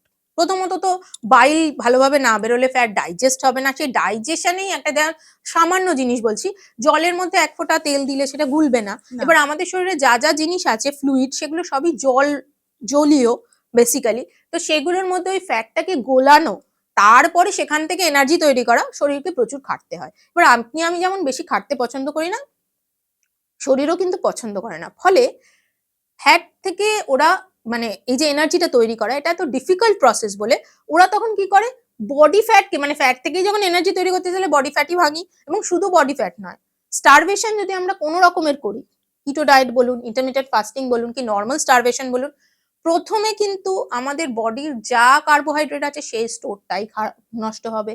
তারপরে কিন্তু আমাদের ফ্যাট প্রোটিন নষ্ট হবে, প্রোটিনও কিন্তু সাইমালটেনিয়াসলি নষ্ট হবে। কাজেই যদি ব্যালেন্স ডায়েট না থাকে, প্রোটিন যদি আমি রিপ্লেনিশ করতে না থাকি, তার মানে এই নয় যে দিনে 40টা এগ হোয়াইট খেতে হবে, সেটাও কিন্তু নয়। এটাও প্রোটিন ট্রেন্ডিং কিন্তু। প্রচন্ড ট্রেন্ডিং। হ্যাঁ, মানে জিম যারা করেন তারা এরকমই একটা weird number of egg whites খেয়ে থাকেন। তো সেটাও নয়, আমাকে ব্যালেন্স করতে হবে যাতে করে আমার বডির যে স্টোরড এনার্জিটা সেটা যাতে খরচা হয় উইদাউট এনি হার্মিং। হ্যাঁ, আমার তাতে যেন কোনো হেলথ হ্যাজার্ডস না হয়। অনেকের মধ্যে ভাবনা আছে যে আমি ডায়েটিশিয়ানের কাছে যাচ্ছি, মানে উনি আমাকে 6 মাসের মধ্যে রোগা করে দেবেন, বা 2 মাসের মধ্যে উনি আমার এতটা ওজন কমিয়ে দেবেন। এটা তো পসিবল নয়।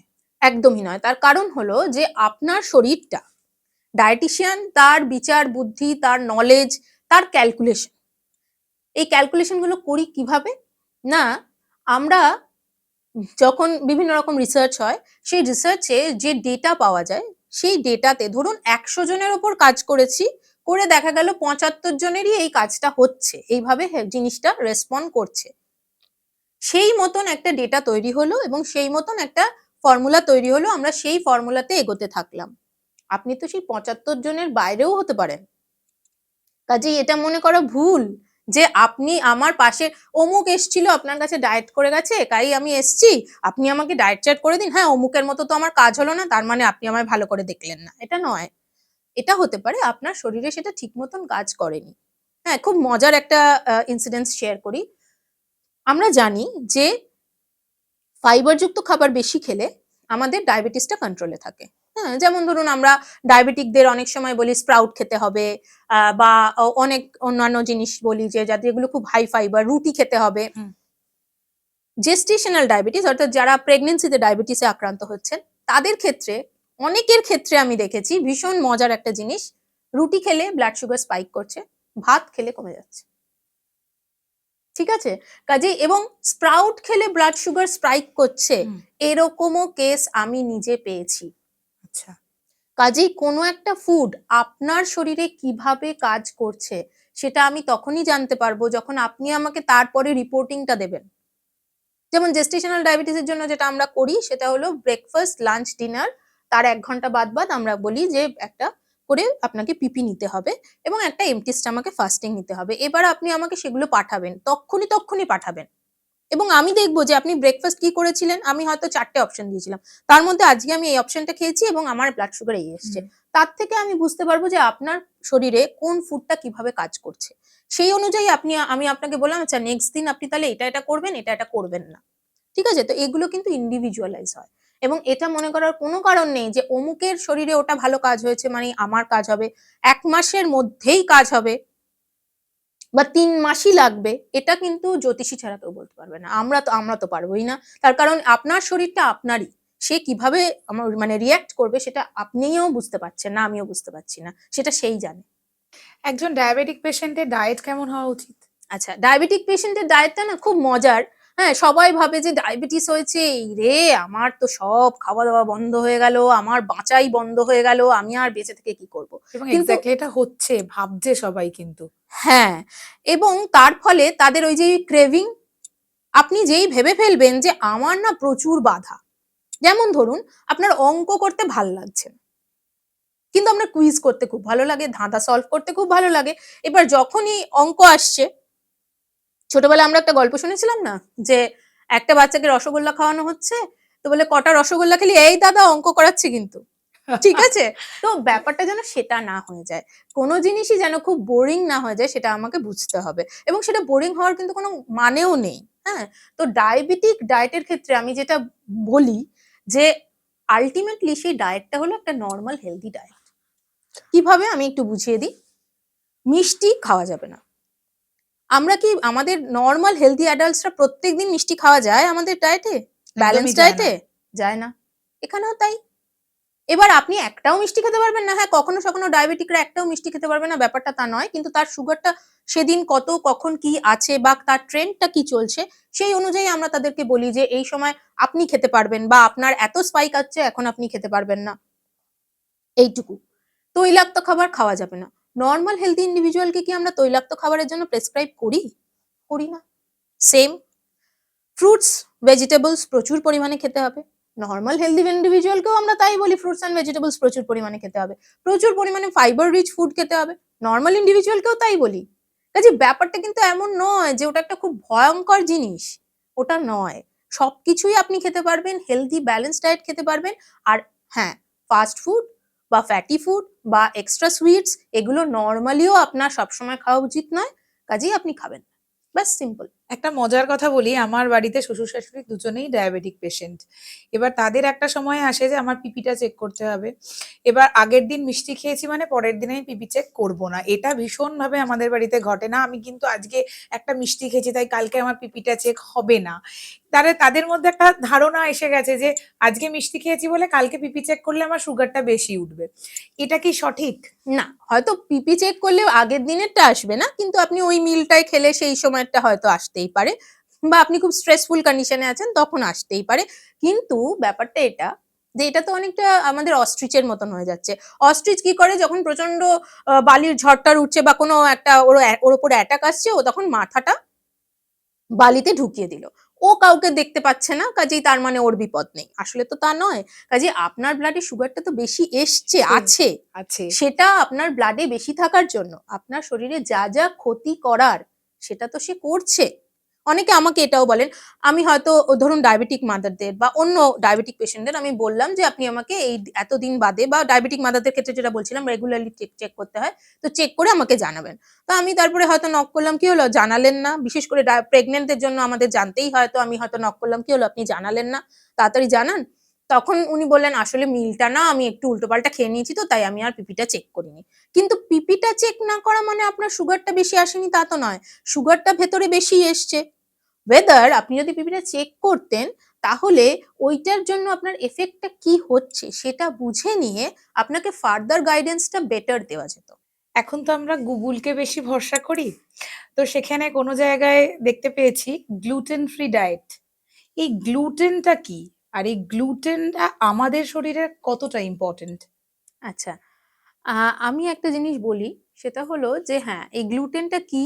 গ্লুটেনটা এক ধরনের ধরুন ফাইবার কম্পোনেন্ট, যেটা হুইটে থাকে, এবং শুধু হুইটে না, হুইট, রাই, বার্লি এরকম অনেকগুলো সিরিয়াল প্রোডাক্টে থাকে। এবার ব্যাপারটা হলো এই গ্লুটেন ফ্রি ডায়েটটা, মানে গ্লুটেনটা কি সত্যি ভীষণ হার্মফুল একটা জিনিস? সেটা আমাকে একটু বুঝতে হবে। সেটা হলো যে আমাদের দেশে, ভারত ভূখণ্ডে আমরা রুটি খাওয়াটা ইটস কোয়াইট ন্যাচারাল, ঠিক আছে?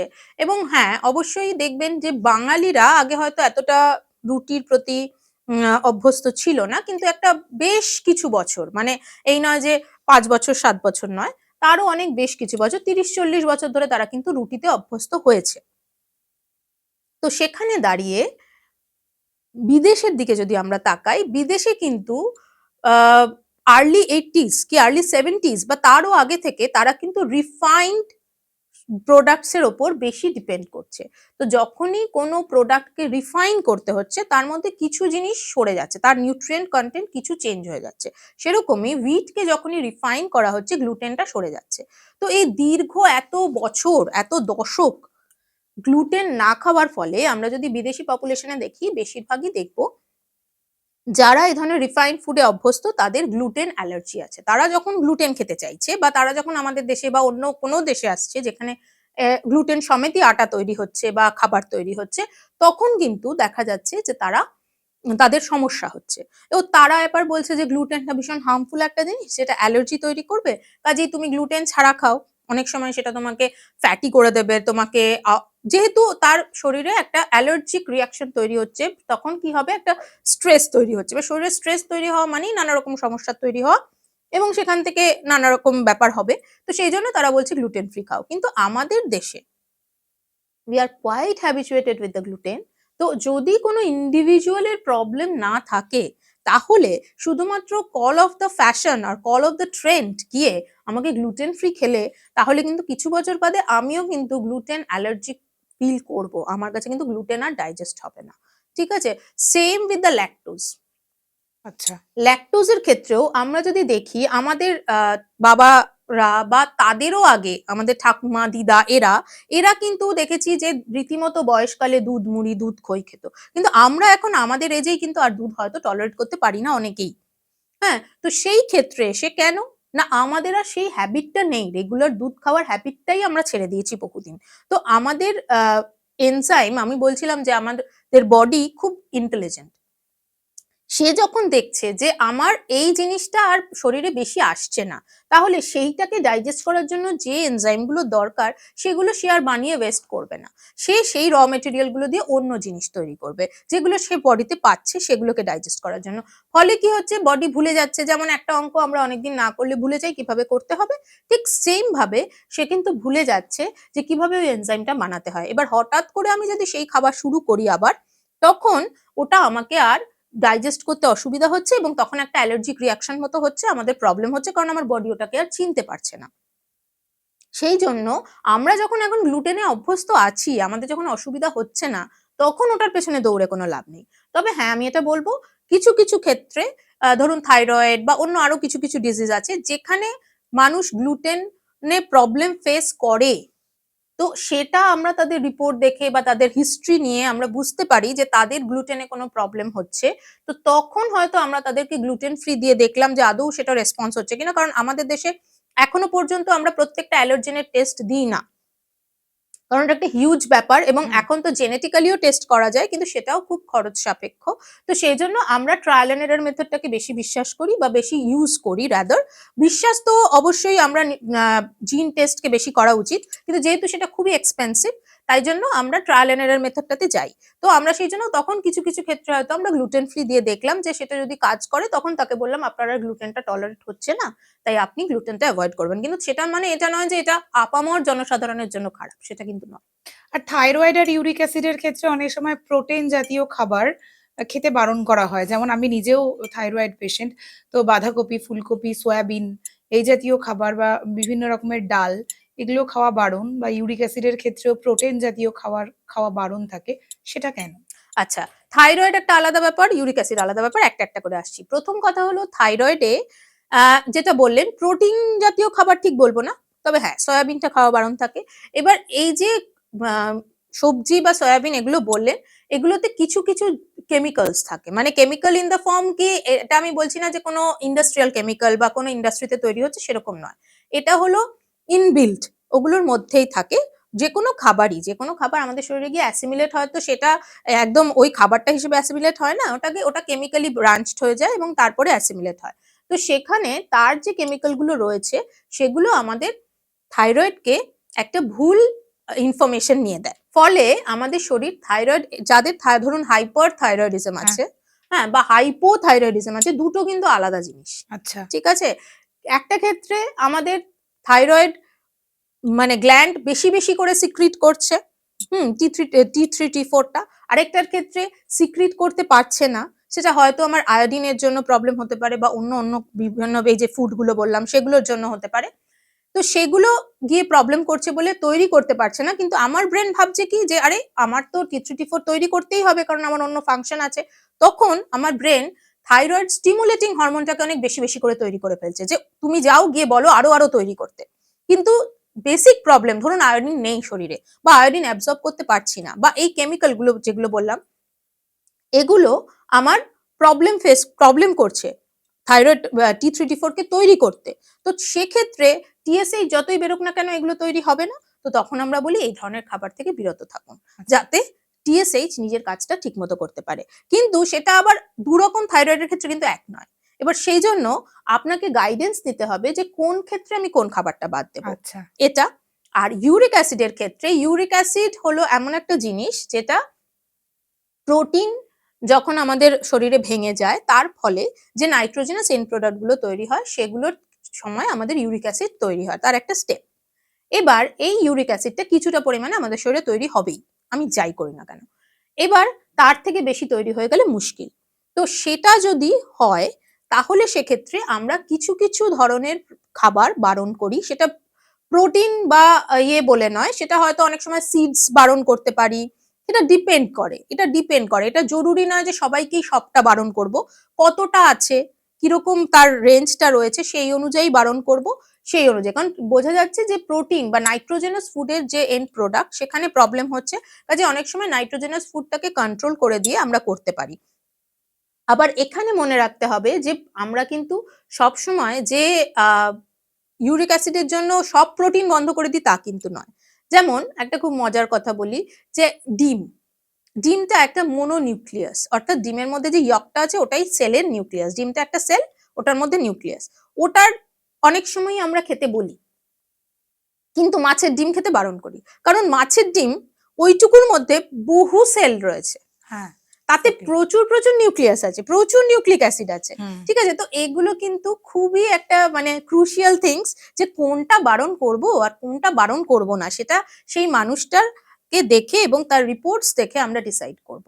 মেয়েদের ইরেগুলার পিরিয়ডস এবং তার সাথে প্রচন্ড পেটে যন্ত্রণা, এই 4-5 দিনের যে একটা সার্কেল চলে, সেটাতে বিভিন্ন রকম ইরিটেশন, মুড সুইং এর ব্যাপারটা আসছে। তো এটা কি ডায়েট দিয়ে কন্ট্রোল করা পসিবল? পুরোটা নয় অবশ্যই, কারণ যদি ভেতরে কোনো কনস্ট্রিকশন থাকে বা ভেতরে যদি কোনো সিস্ট থাকে তাহলে সেগুলো ট্রিটমেন্ট অবশ্যই দরকার। কিন্তু হ্যাঁ, হরমোনাল ব্যালেন্সটাকে আনা সম্ভব ফুড দিয়ে কিছুটা পরিমাণে। তো সেক্ষেত্রে যেটা আবার সেই ঘুরে ফিরে সেই ব্যালেন্স ডায়েট, ওই ব্যালেন্স ডায়েটে যাব, এবং ফ্রেশ ফ্রুটস, ফ্রেশ ভেজিটেবলস, জল, এগুলো ভীষণ ইম্পর্টেন্ট। আমরা যেটা ধরি, ধরুন পিসিওএস বা পিসিওডি, এই ধরনের পেশেন্টদের ক্ষেত্রে কিরকম ডায়েট হওয়া হ্যাঁ, উচিত? এবার পিসিওডি, পিসিওএস একটা ডিফারেন্স। সেটা হলো পিসিওডি যখন তার ধরুন কয়েকটা সিস্ট হয়েছে, অল্প কয়েকটা সিস্ট, তখন পর্যন্ত সে ওই মানে পলিসিস্টিক ওভারিয়ান ডিজিজেই রয়েছে। কিন্তু যখন সেই ডিজিজটার কারণে তার ধরুন অন্যান্য এন্ডোক্রিনোলজিক্যাল প্রবলেম তৈরি হচ্ছে, তখন তাকে আমরা বলছি পলিসিস্টিক ওভারিয়ান সিনড্রোম। হুম। তখন জিনিসটা অনেক বড় হয়ে যাচ্ছে। ঠিক আছে, কাজে যদি পিসিওডি হওয়ার সাথে সাথে সেটা অনেক সময় আসলে কোনো সিমটমেটিক হয় না, অ্যাসিমটমেটিক থাকে, তাই জন্য আমরা বুঝতে পারি না। কারণ একটু পেট ব্যথা করছে, ও তো সবারই করতো, আমারও ছোটবেলা করতো, অনেক মাওরাই এরকম বলে থাকেন, কিন্তু আমরা বলি যে একটু চেক করে নেওয়া। তার কারণ আপনি ছোটবেলায় যেরকম ছিলেন এখন কিন্তু বাচ্চাটি আর ছোটবেলায় সেরকম নেই, না। সে কিন্তু অনেক বেশি ফাস্ট ফুডের সঙ্গে অ্যাকাস্টামড হচ্ছে, সে অনেক বেশি পলিউশনের সঙ্গে অ্যাকাস্টামড হচ্ছে, সে অনেক বেশি স্ট্রেসের সঙ্গে অ্যাকাস্টামড হচ্ছে, কারণ বাচ্চারা কিন্তু এখন খেলাধুলো করছে না, একদমই করছে না। ফলে তার স্ট্রেস বার্স্ট করার জায়গাটা কিন্তু অনেক কমে গেছে। যে আমাদের আগে কি হতো, খুব বকা খেলাম, তারপর মাঠে গিয়ে যেই দৌড়াতে লাগলাম, তখন সব ভুলে গেলাম। হুম। হ্যাঁ, তারপরে বাড়ি ফেরার সময় বুক ধুকপুক ধুকপুক করছে যে এই রে, বাড়িতে তো বকা খেয়ে এসেছিলাম কিন্তু যতক্ষণ খেলছিলাম ভুলে গেছি। তো সেই জিনিসটা এখন আর হচ্ছে না, কাজে তারাও খুব স্ট্রেসড রয়েছে। এই সমস্ত জিনিসগুলোই কিন্তু এফেক্ট করে। কাজে সেজন্য এখন ছোটখাটো সমস্যা হলেও একবার চেক করিয়ে নেওয়া দরকার যে ওখানে কোনো পলিসিস্টিক ওভারি আছে কিনা। তো সেই অনুযায়ী গাইডেন্সটা নিয়ে চলা উচিত গাইনোকোলজিস্টের। আর যখন পলিসিস্টিক ওভারিয়ান ডিজিজ থেকে পলিসিস্টিক ওভারিয়ান সিনড্রোমে চলে যাচ্ছে, তখন তো অবশ্যই অনেক রকম রেস্ট্রিকশন দরকার হয়। তবে দেখা যায় বেশিরভাগ ক্ষেত্রেই যদি ওয়েট মেনটেনেন্স হয়, যদি প্রপার ব্যালেন্স ডায়েট খাওয়া যায়, তাহলে কিন্তু এই প্রবলেমটা আর মেডিসিনের জন্য অপেক্ষা করে না, নিজের থেকে ঠিক হয়ে যায়। তো সেই জন্য ওই জিনিসটা কিন্তু বজায় রাখতে হবে, যে আর একটু খেলাধুলো করতে দিতে হবে। এমনিতেই মেয়েরা অ্যাডোলেসেন্সে এসে গেলেই তাদের নিজেদের থেকেই একটা লজ্জা বলুন কি একটা ভয় বলুন বা একটা বিরক্তি, হ্যাঁ, কারণ প্রথম যাদের পিরিয়ডস হচ্ছে তাদের তো এটা থাকে যে একটা অস্বস্তিকর হুম। কিছু জিনিস হচ্ছে। তো সেই ক্ষেত্রে তারা নিজেরাই একটু কিন্তু উইথড্র করে নেয় নিজেদেরকে, কিন্তু সেটা যাতে না করে তারা, বরঞ্চ খেলাধুলা যাতে করে। হুম, তো সেইটার দিকে কিন্তু এনকারেজ করা উচিত, কারণ তাহলে হরমোনাল ব্যালেন্সটা ভীষণ ভালো থাকবে, এবং অবশ্যই ব্যালেন্স ডায়েট। ওই সময় তো একেবারেই ফাস্ট ফুড বা এই প্যাকেজড যে ফুডগুলো হয় সেগুলো একদম অ্যাভয়েড করে যাওয়াই ভালো। আচ্ছা।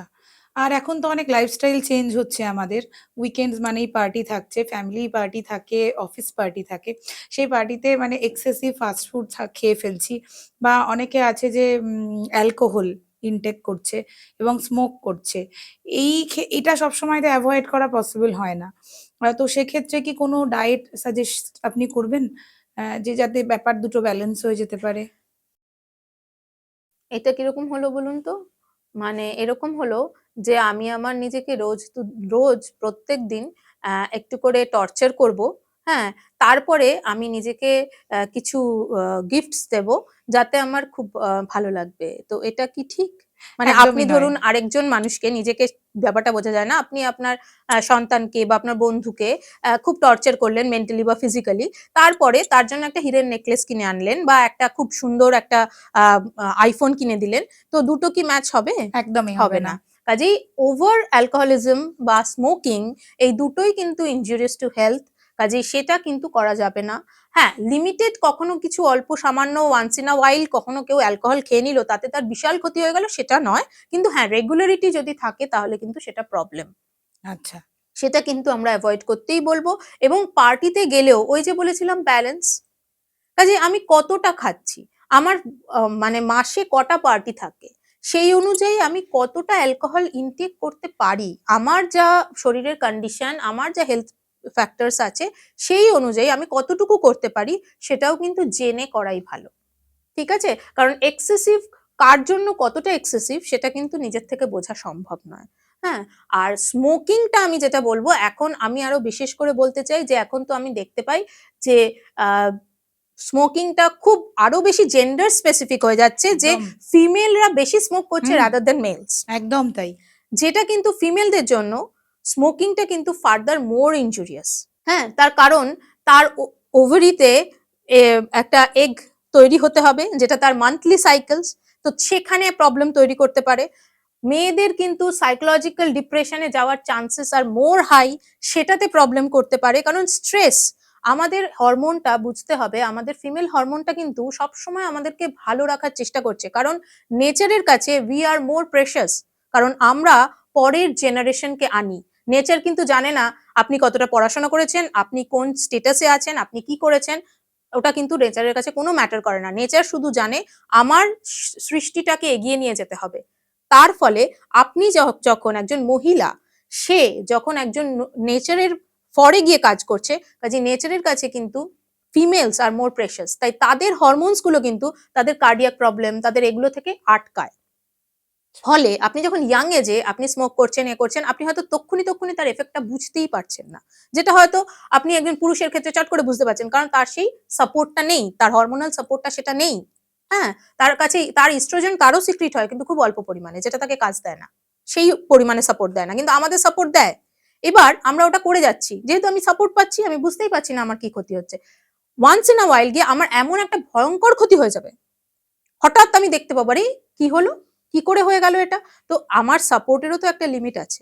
সেটা কিন্তু তখন কিন্তু আমার ফেরার পথ থাকবে না। কাজেই সেইজন্য যেটা খারাপ হ্যাবিট, সেটা নিয়ে আমার মনে হয় কম্পিট না করাই ভালো। এটা কি কোনো কম্পিটিশন? একদমই নয়। মানে এটা কিন্তু ফেমিনিজম নয়। না, আমি অন্তত মনে করি না। একদমই তাই। আর এই যে ৬ দিন ডায়েট করার পর ১ দিন চিট ডে থাকে। এই চিট ডেটা কি শুধুই আইওয়াস? এখানে আমার একটা প্রশ্ন আছে। এটা আমি আমার দর্শকদের জিজ্ঞেস করব। প্লিজ এটা জানাবেন। অবশ্যই জানাবেন আপনারা।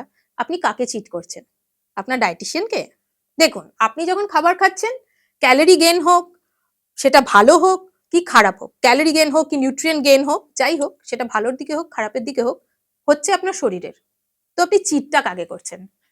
ডায়েটিশিয়ানকে নিশ্চয়ই না। কারণ ডায়েটিশিয়ান, আপনি চিটিং করলেও ডায়েটিশিয়ানের কিছু হচ্ছে না, শারীরিক ক্ষতি হচ্ছে না। না।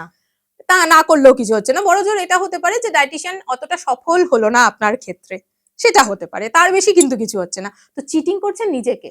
নিজেকে চিট করা কি ঠিক? একদমই নয়। হ্যাঁ, আর দ্বিতীয় কথা হলো, এই চিটিংটা করলেও আপনার কিন্তু ওয়েট গেইন হবেই। কারণ যে ব্যাপারটা বললাম ক্রেভিং, হ্যাঁ, আপনি একদম। যেহেতু ৭ দিন খাননি বা ৫ দিন খাননি, এবার আপনার মনে হবে ৬তম দিনে আমি আবার পরের আরো ৫-৭ দিন আমি খাবো না। কাজেই ৬ষ্ঠ দিনে আমি যেখানে যা পাবো তাই খাবো। This is not fair. কারণ আপনি এতদিন শরীরকে যেরকম ভাবে একটা শিক্ষা দিচ্ছিলেন যে আমি এরকম গুড গার্ল বা গুড বয়, আমি এভাবেই চলি, আমি খুব ভালো, তোমার কোনো ক্ষতি আমি হতে দিই না। হঠাৎ একদিন আপনি তার উপরে প্রচন্ড অত্যাচার শুরু করে দিলেন। তো সে তো আরো ঘাবড়িয়ে যাবে ঘাবড়ে যাবে। যে এ কি রে বাবা, কি হচ্ছে কি আজকে? তো এটা কিন্তু একেবারেই ঠিক নয়। তো আমি সেই জন্যই বলবো যে হ্যাঁ, পার্টি হতেই পারে, কিন্তু হ্যাঁ, regular party is not good. Diet মানেই আমরা মনে করি যে আমাদের বিয়েবাড়িতে খাওয়াটা বন্ধ হয়ে গেল। বা এই রেস্টুরেন্টের বিরিয়ানিটা খাওয়া বন্ধ হয়ে গেল বা নিজের পছন্দের মতন খাওয়া বন্ধ হয়ে গেল, সেক্ষেত্রে অনেকে দেখা যায় ডিপ্রেসড হয়ে যাচ্ছে। কিন্তু এতক্ষণ আপনার সঙ্গে কনভারসেশনের পর আমার কখনোই গিয়ে মনে হয়নি যে ডায়েট একটা ডিপ্রেশনের ব্যাপার। এই ডায়েট কি সত্যিই ডিপ্রেশন সৃষ্টি করছে? না, মানে করা উচিত নয়। হ্যাঁ? কারণ যেটা ব্যাপার সেটা হলো যে আমরা ওই যে বললাম, যখনই আমরা ভাবছি যে আমরা প্রচুর করবো একটা টাইমে একটা কিছু, তখনই আরেকটা কিছু ভীষণ কম করবো। এটা কিন্তু ব্যালেন্সের মানে মূল কথা নয়। ব্যালেন্স যখন আমরা করি, আমরা যখন ধরুন এমনি ব্যালেন্স যেটা আমরা দাঁড়িপাল্লা, সে দাঁড়িপাল্লাতে কিন্তু আমরা দুদিকেই সমান, সমান জিনিস দিই, তবেই কিন্তু জিনিসটা ব্যালেন্স হয়। এরকম কখনো হয় না যে আপনি একদিকে প্রচুর বড় বাটখারা দিলেন আর একদিকে অল্প একটু জিনিস দিলেন, তাতে করে জিনিসটা ব্যালেন্স হবে। সেটা কি কখনো হয়? কাজেই আমার হেলদি লাইফস্টাইল এবং তার সঙ্গে সঙ্গে এগুলো তো একটা ছোট ছোট মানে জিনিস যেটা আমাকে হয়তো আনন্দ দিচ্ছে। আমার হেলদি লাইফস্টাইলটাও আমাকে আনন্দ দিতে পারে এবং তার মধ্যে কোনো পার্টি থাকবে না, কোনো নেমন্তন্ন থাকবে না বা কোনো দিন বাইরের খাবার থাকবে না, এটা কিন্তু বলা হচ্ছে না। বা বাইরের খাবারের থেকেও আমি সবসময় বলবো ইন্টারেস্টিং খাবার থাকবে না। Food must be very interesting এবং সেটা কিন্তু আমরা হাঁটতে চলতেও বানিয়ে নিতে পারি। এরম নয় যে আমাদের সেই ভয়ঙ্করভাবে ওই আজে বাজে জিনিস দিয়ে সেটাকে ইন্টারেস্টিং করতে হবে। এবং এটা যে অনেকেই বলে ডায়েটিশিয়ানের কাছে গেলেই তো বলে দেবে এটা ওটা, ওটা ওটা খাবেন না, এটা করবেন না। আমরা বেসিক্যালি যেটা বলি সেটা হলো যে ফাস্ট ফুড খাবেন না। কারণ যেটা যত তাড়াতাড়ি তৈরি হচ্ছে তার মানে সেটা তৈরি করার সময় আমাদের এফোর্টটা কম দিতে হবে কেন? এফোর্টটা যেহেতু কম লাগছে তার মানে অন্য কিছু সেটাতে বেশি দেওয়া আছে বলেই আমার এফোর্টটা কম লাগছে। তাহলে ওই যে বললাম একদিকে একটা কিছু বেশি দেওয়া আছে, সেখানে আমরা এফোর্টটা কম দিচ্ছি, তাহলে তো ওটা ব্যালেন্স হলো না।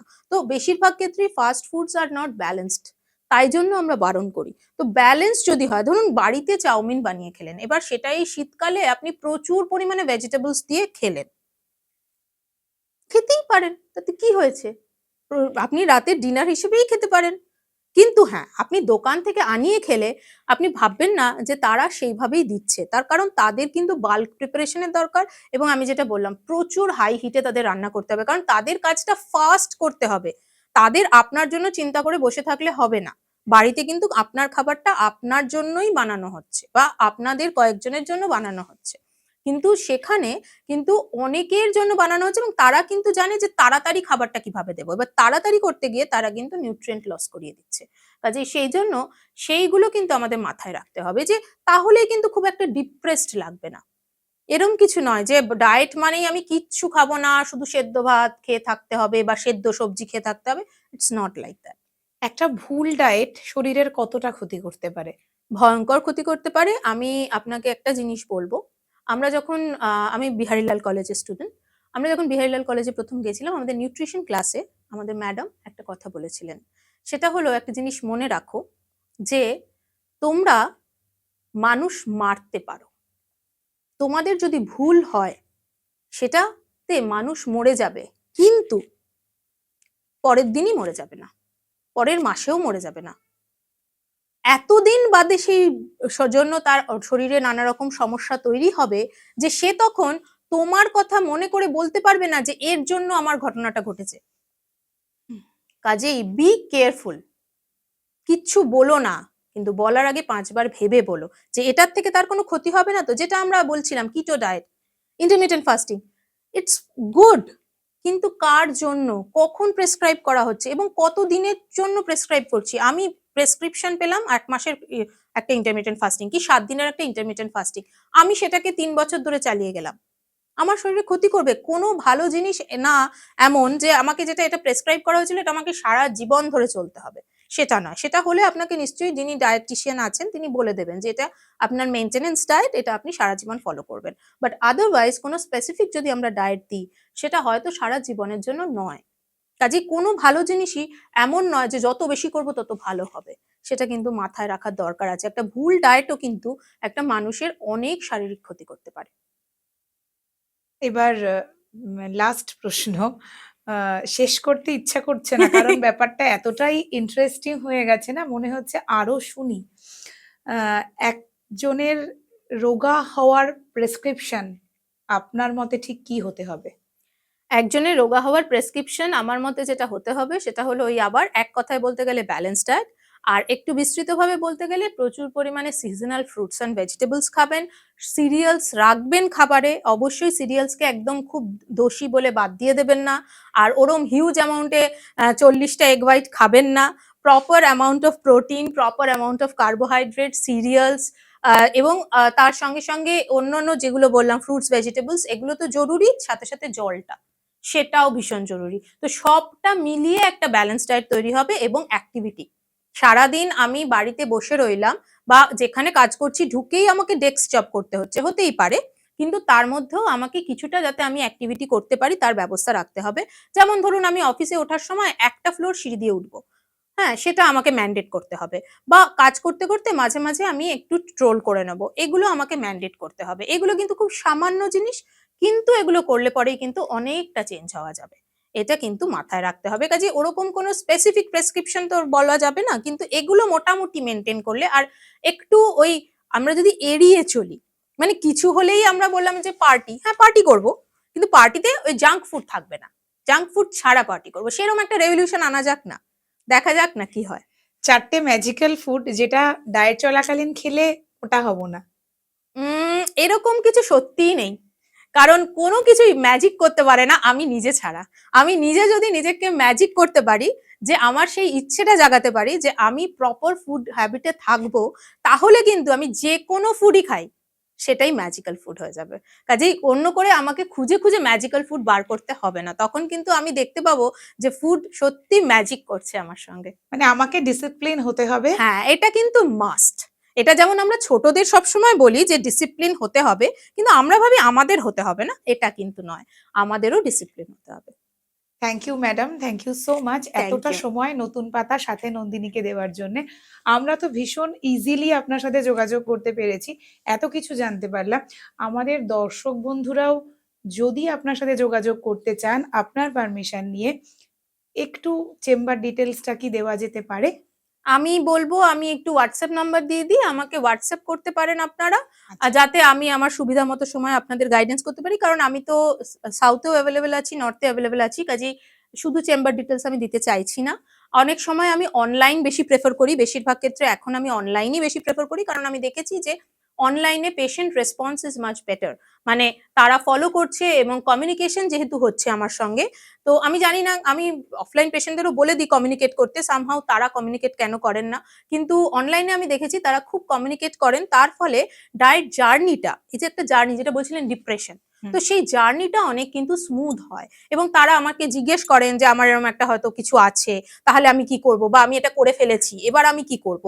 তো সেগুলোতে গাইডেন্সটা পেলে তাদের পক্ষেও খুব সুবিধা হয়। তো সেই জন্য আমি প্রেফার করব, একটা হোয়াটসঅ্যাপ নাম্বার আমি দিচ্ছি, হ্যাঁ একদম। তো সেইটা 9231346723, এই হোয়াটসঅ্যাপ নাম্বারে যদি আপনারা কমিউনিকেট করেন তাহলে নিশ্চয়ই আমার দেখা থ্যাংক হবে। ইউ ম্যাডাম, এবং দর্শকদের জন্য এই হোয়াটসঅ্যাপ নাম্বার আমাদের কমেন্ট বক্সে অবশ্যই পিন করা থাকবে, চাইলেই আপনারা যোগাযোগ করে নিতে পারেন। Thank you. অসংখ্য ধন্যবাদ সম্পূর্ণ এপিসোডটায় সাথে থাকার জন্যে। আপনাদের যদি কোনো অবজারভেশন থাকে অবশ্যই আমাদের কমেন্ট বক্সে জানান। আর আমাদের এই এপিসোডগুলি অবশ্যই শেয়ার করে নিন আপনার প্রিয় মানুষদের সঙ্গে। দেখতে থাকুন, সাথে থাকুন এবং সাবস্ক্রাইব করুন আমাদের এই চ্যানেল নতুন পাতা সাথে নন্দিনী, যেখানে প্রতিটি গল্প একটি নতুন পাতার শুরু।